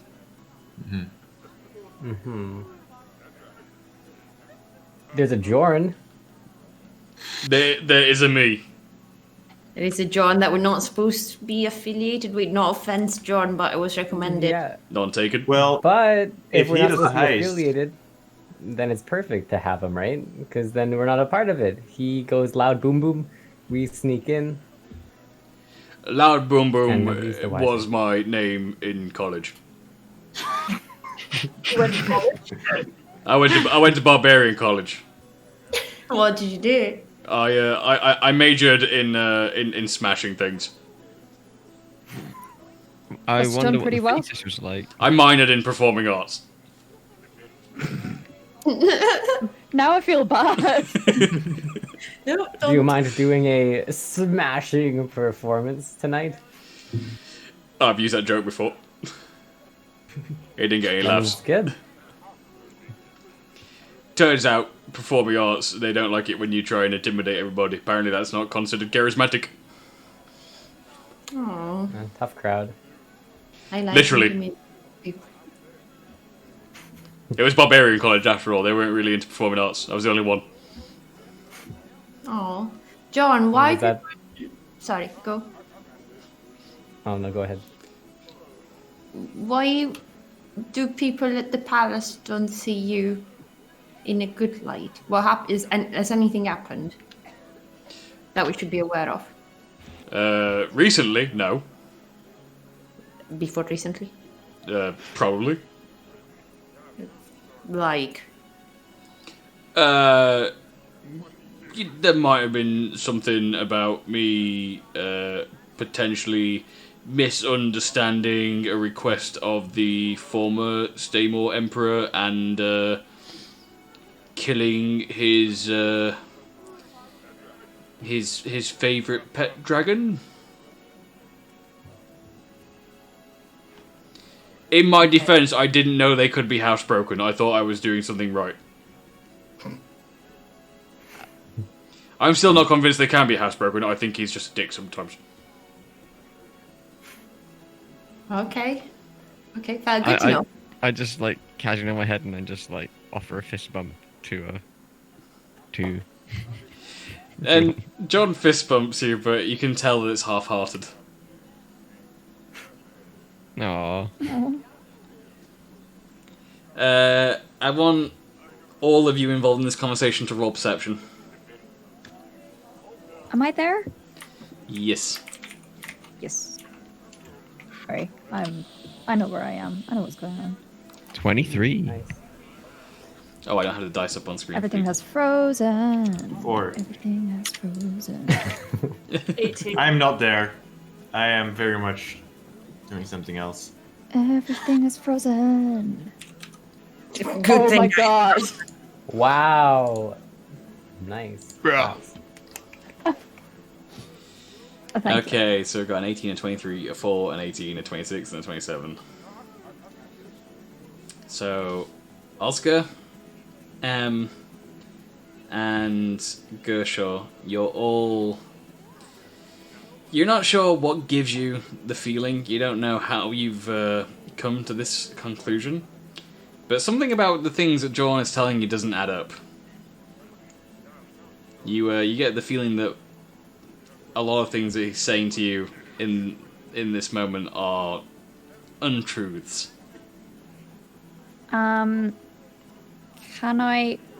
Would it be kind of a dick move to cast Zone of Truth, guys? Nah. No. Do we Do need it. this? Yeah, cool. I'll do that. But do it on the sly if you can. Can we try to Yeah. talk to him first? Yeah. Sorry. I forgot that I'm also a person that can talk. I mean, well, I tell you what. To be honest, the Jorn that we know would boast about killing the dragon. Yeah. So, yeah, he wouldn't be That's true. half-hearted about what he's done. So, he'd probably brag about it. He wouldn't care about what people thought. No, he wouldn't. So, let's just tell him that. Go for Yeah. it. So Jordan, mate, you killed a dragon, I've killed a few, yeah. and you're normally quite proud of that, though, wouldn't you be? I am. How Then many why- dragons have you killed? No offense, Caporius. Exactly. So I mean, like, why do you care about this one in particular? Why are you not prideful about it? You know, you kill enough dragons and they'll, you know, they just fold into the same achievement. Bullshit. Kill one dragon, kill them all. You know what I'm saying? Yeah. You're obviously hiding something, mate. He kicks Solgra under the table. Why are you cooking her? No one else notices that. That was just between him and Solgra. But, like, he kicks Solgra under the table. John, you've told me a lot of stuff. But there's a lot of stuff you haven't told me. And maybe, just maybe, for us to trust you, we need to know a little bit more. He says, there's absolutely nothing else to know. And he drinks back his pint. He says, oh, man, what a long day. I should probably go hit the hay, I think, right now. Yeah, definitely bedtime for old What John. if I offer you boom juice? Oh, I'm far too tired for the boom juice. I couldn't possibly. Can I try intimidation? You can certainly try. I'm just gonna mildly threaten John. You can certainly try. Okay. Should I roll first? You need to tell me how you're going to intimidate him.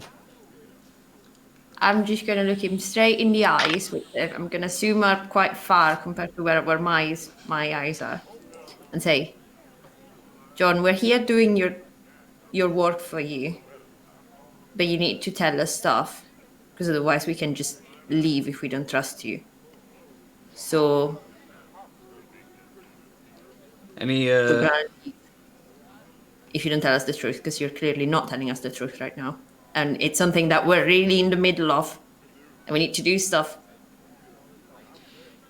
He looks down at you, and for a moment he looks sad.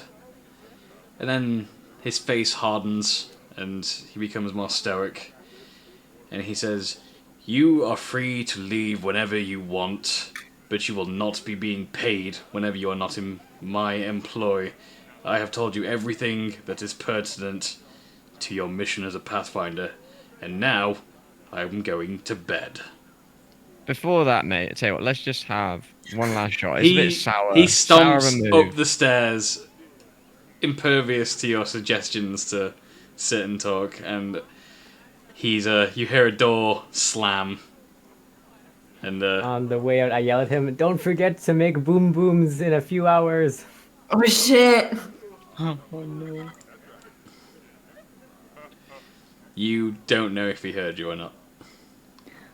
Oh no. Well, there goes our plan.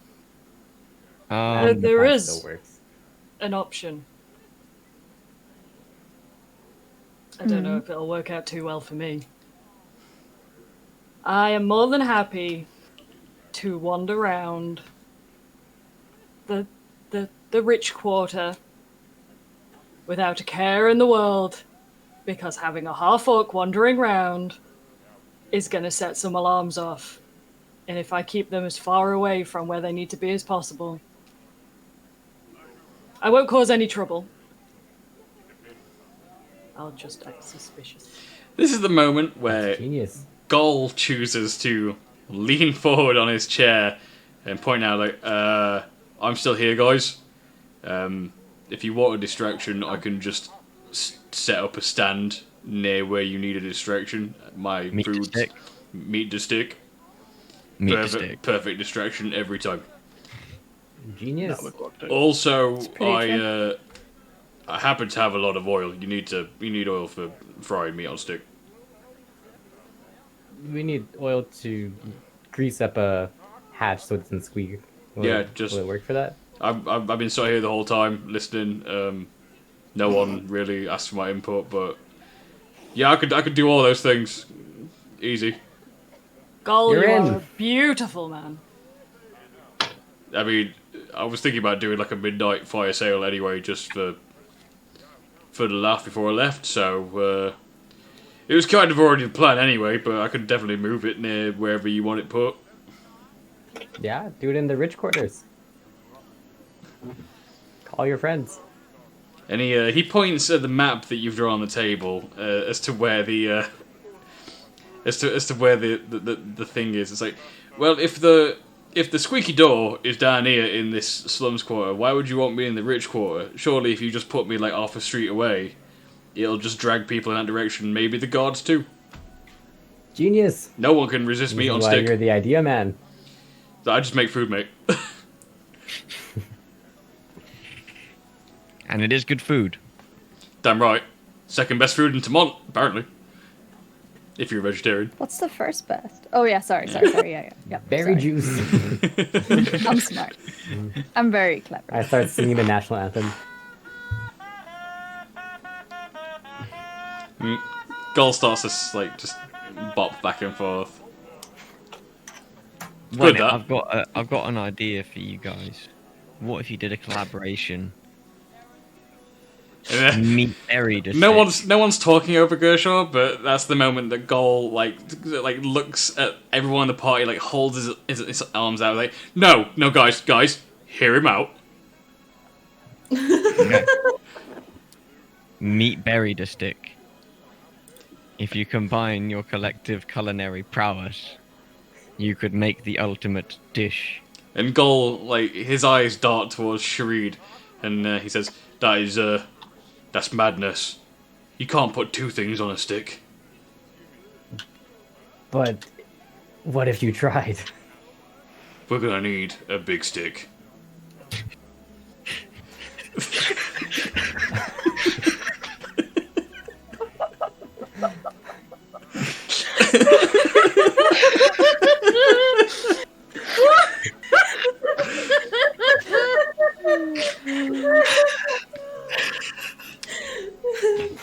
Did I mention I love playing Gull?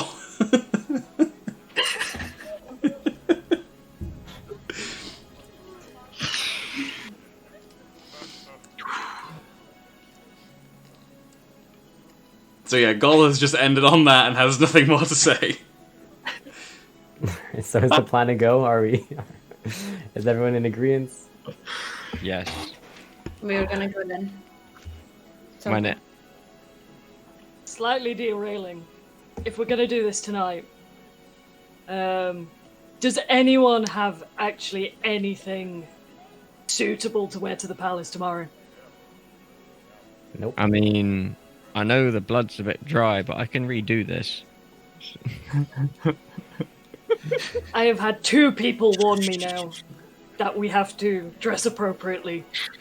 I mean, I've got a cape. I have a cultist cloak. You can't wear a cultist cloak. Oh. I don't think the cultist cloak is gonna fly. Also, isn't it only half sewed up? Well, I'll just put some tape on it. We can do some daytime shopping tomorrow before the festival, or before the Oh, that's true. ritual thing. Yeah, sunrise though. Yeah, it's at sunrise. Oh. Could just, like, since we're finished the heist, go out shopping. In the middle of the night. Yeah. Oh, we're gonna find fancy clothes in the middle of the night. Yeah, yeah. Yeah. I mean, you don't need to buy them. Just. We think throw it we're in. already in the palace. We can go and steal some of their clothes. Oh, that's a good idea. Then And they then might wear know them in it's front Bella. of them. Yeah. Why don't we do that instead? Just start wearing Hey, their Gull. Hey, Gull, you know how you love us? Love is a strong word, but I would kind you of have like you guys. Would you have anything moderately fancy that you could lend us? And he looks at most of the party, then looks at himself and went, I think my clothes might be a bit big. I Understandable. might know just the guy. We need beeves. We need bees. Where are we gonna find beeves? Follow the honk.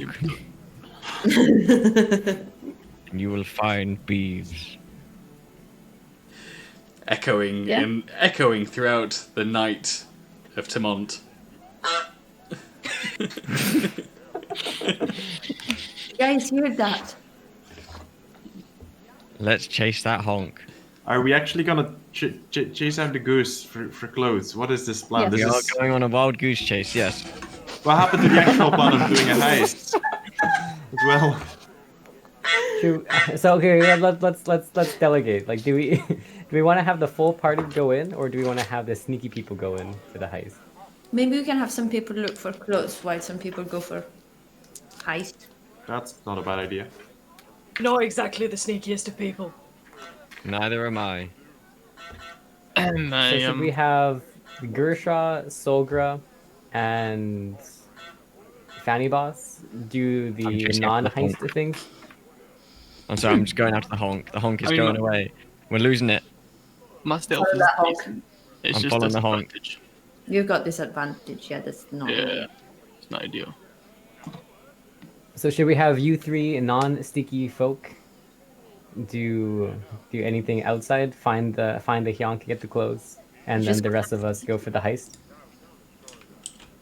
Yeah, sounds like a plan. Yeah. Okay.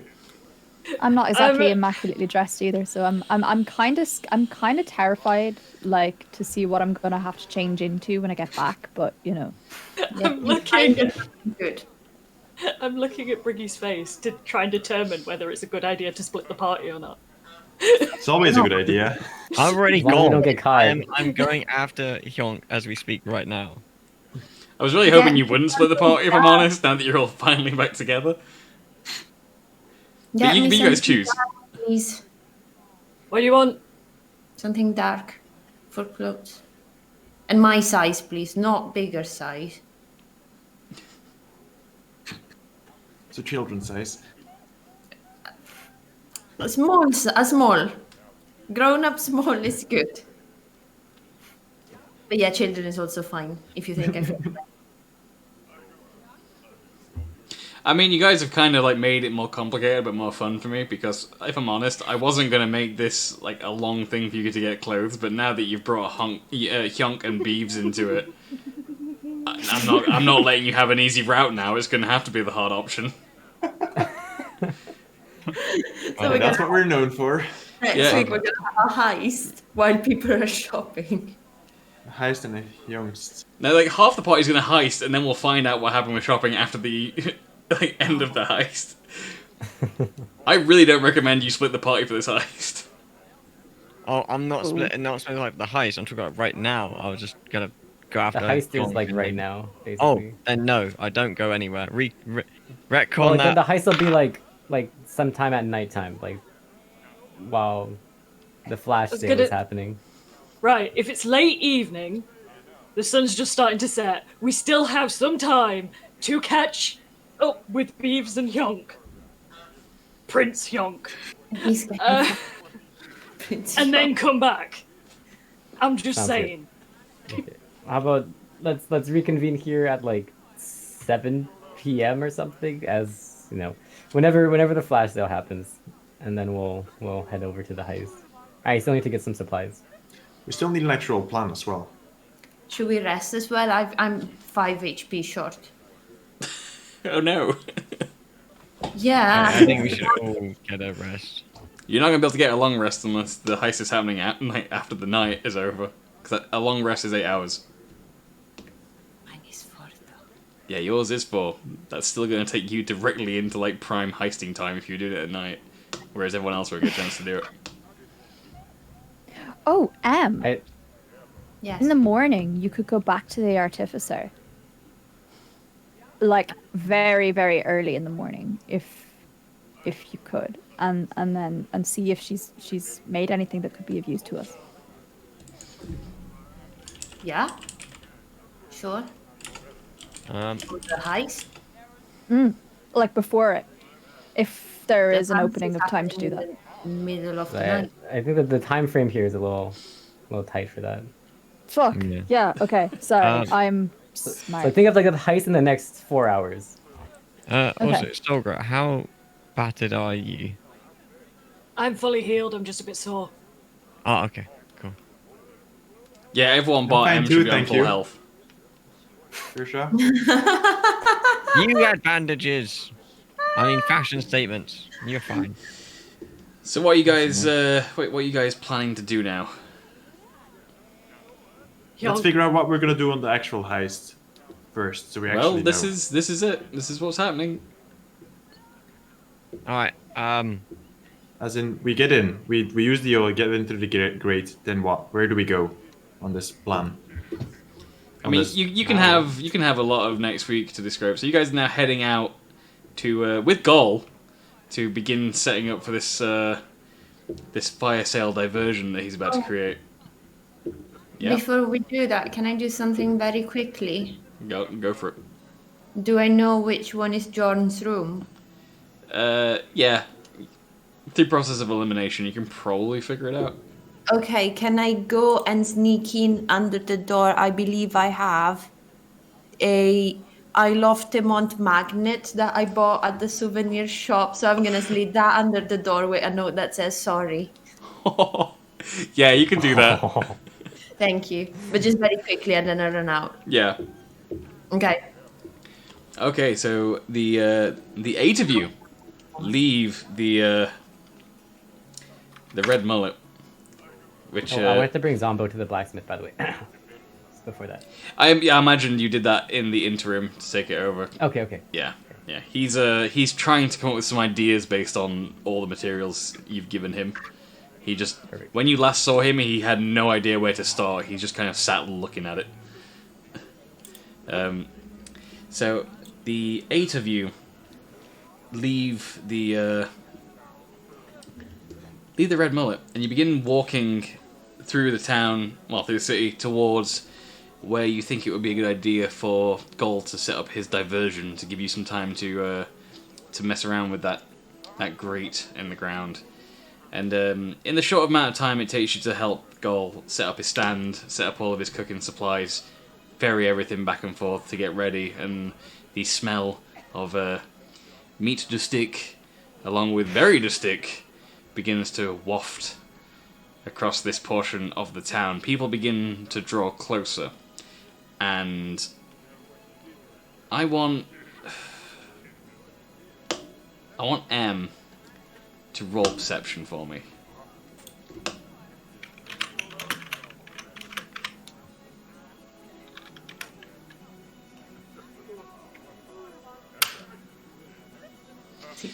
While you're setting up and helping with everything, across the street, moving swiftly past the few buildings that you are hoping to explore, you catch a glimpse of a woman with long raven hair and a black dress, moving swiftly past your view, and for a moment she locks eyes with you. And for just a second, almost imperceivable, especially at that distance, you swear that you note a eerie, eldritch red glow in her eyes and a dark aura surround her entire silhouette. Great. And that is where we will end tonight's session. Fuck. Oh, I hate this lady so much. She's been haunting me for weeks now. Oh. Oh, we're so close. But that will just have to wait for a reveal potentially next week. Who knows? This could go on for months at this rate, depending on how much more fun you have with Hyonk and Beeves compared to the designated story path. But I too have enjoyed messing with the new NPCs that were introduced this session. There was a lot of them. But that was great. So yeah, that is going to do it for this week's session. We're going to be back next week for session 14. I think there was some more follows and things. Again, Reevesy, I think he went to bed, but still, that was an insane gifting of subs. Super appreciate that. We had another raid, did we not? Am I seeing that right? That's Bulveric, raided with a party of 6. Thank you so much for that raid. That's super awesome of you. And that also means that Bulveric and Gershaw, your entries have been logged in the Geeks Codex, and your names will go down in history as geeks, freaks, and nerds, just like the rest of us. Gershaw specifically will go down under many other entries within the Geeks Codex that don't bear speaking of at this particular moment.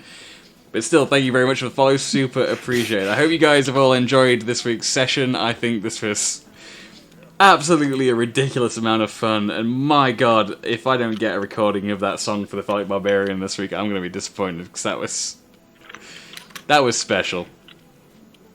I'll get that to you as soon as I can. But yeah, on that note, thank you everybody for joining us. I'll be back on Friday for prep, along with Saturday for prep, as I make maps and create figures on Hero Forge, etc. All leading towards what may be the conclusion of this quest line next week. If you're interested in seeing the conclusion, or potential conclusion of this heist quest line, please be sure to check in with us next week at the same time, 8 PM Wednesday, 8 PM GMT. And check us out. And yeah, so as usual, I've been joined by Third Freight Capo, playing the role of our Dragonborn Monklock Corporeus. I've been joined by Violin Solo, playing M, our Eladrin Rogue. I've been joined by Russell the Dude, playing Fanny Boss, our Dwarven Fighter. I have been joined by Solgra, the Barbarian, as played by the not actually a Twitch streamer, but pretending to be one with all of us, Schleefiddy. I've been joined by AODHQ, who is playing Oscar, our Wood Elf Bard. And of course, joined by the ever genius in his ridiculous ideas, the great Cactus Room, playing Sharid, the Arakakran Druid Monk. And of course, we've been joined by Fourth Wall Breaking, and not making a joke this week because I feel like I've been bullying him despite it always being his birthday, Guitar of CR, playing Gershaw, our human monk. And I, of course, have been Geeks Codex, your Dungeon Master, and I hope you all have a pleasant rest of your weeks. I will see you during the next stream, but until then, goodbye. Cheerio. See ya. I think I have a credits thing now. Ooh, Stop waving. there's fancy. There's Oh, are we fancy. stopping? Yep. Oh, we gotta keep waving. Ooh. Wait, can they hear Briggy says bye. that? Briggy says bye. Now he's telling us all the things that we have done wrong. Oh, look at That fuckery, you fire back with words of wisdom and attack. Shut up!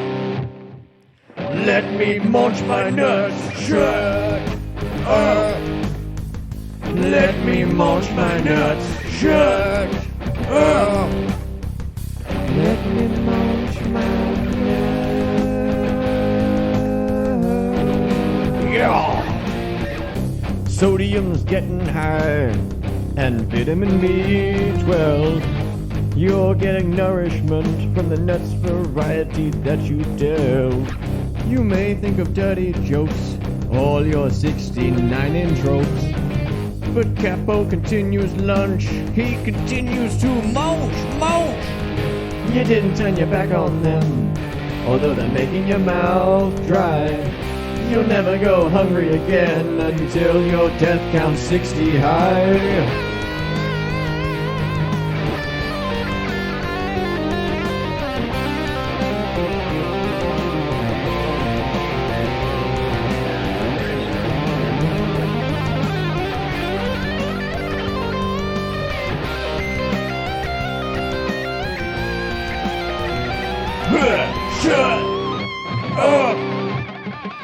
Let me munch my nuts. Shut up.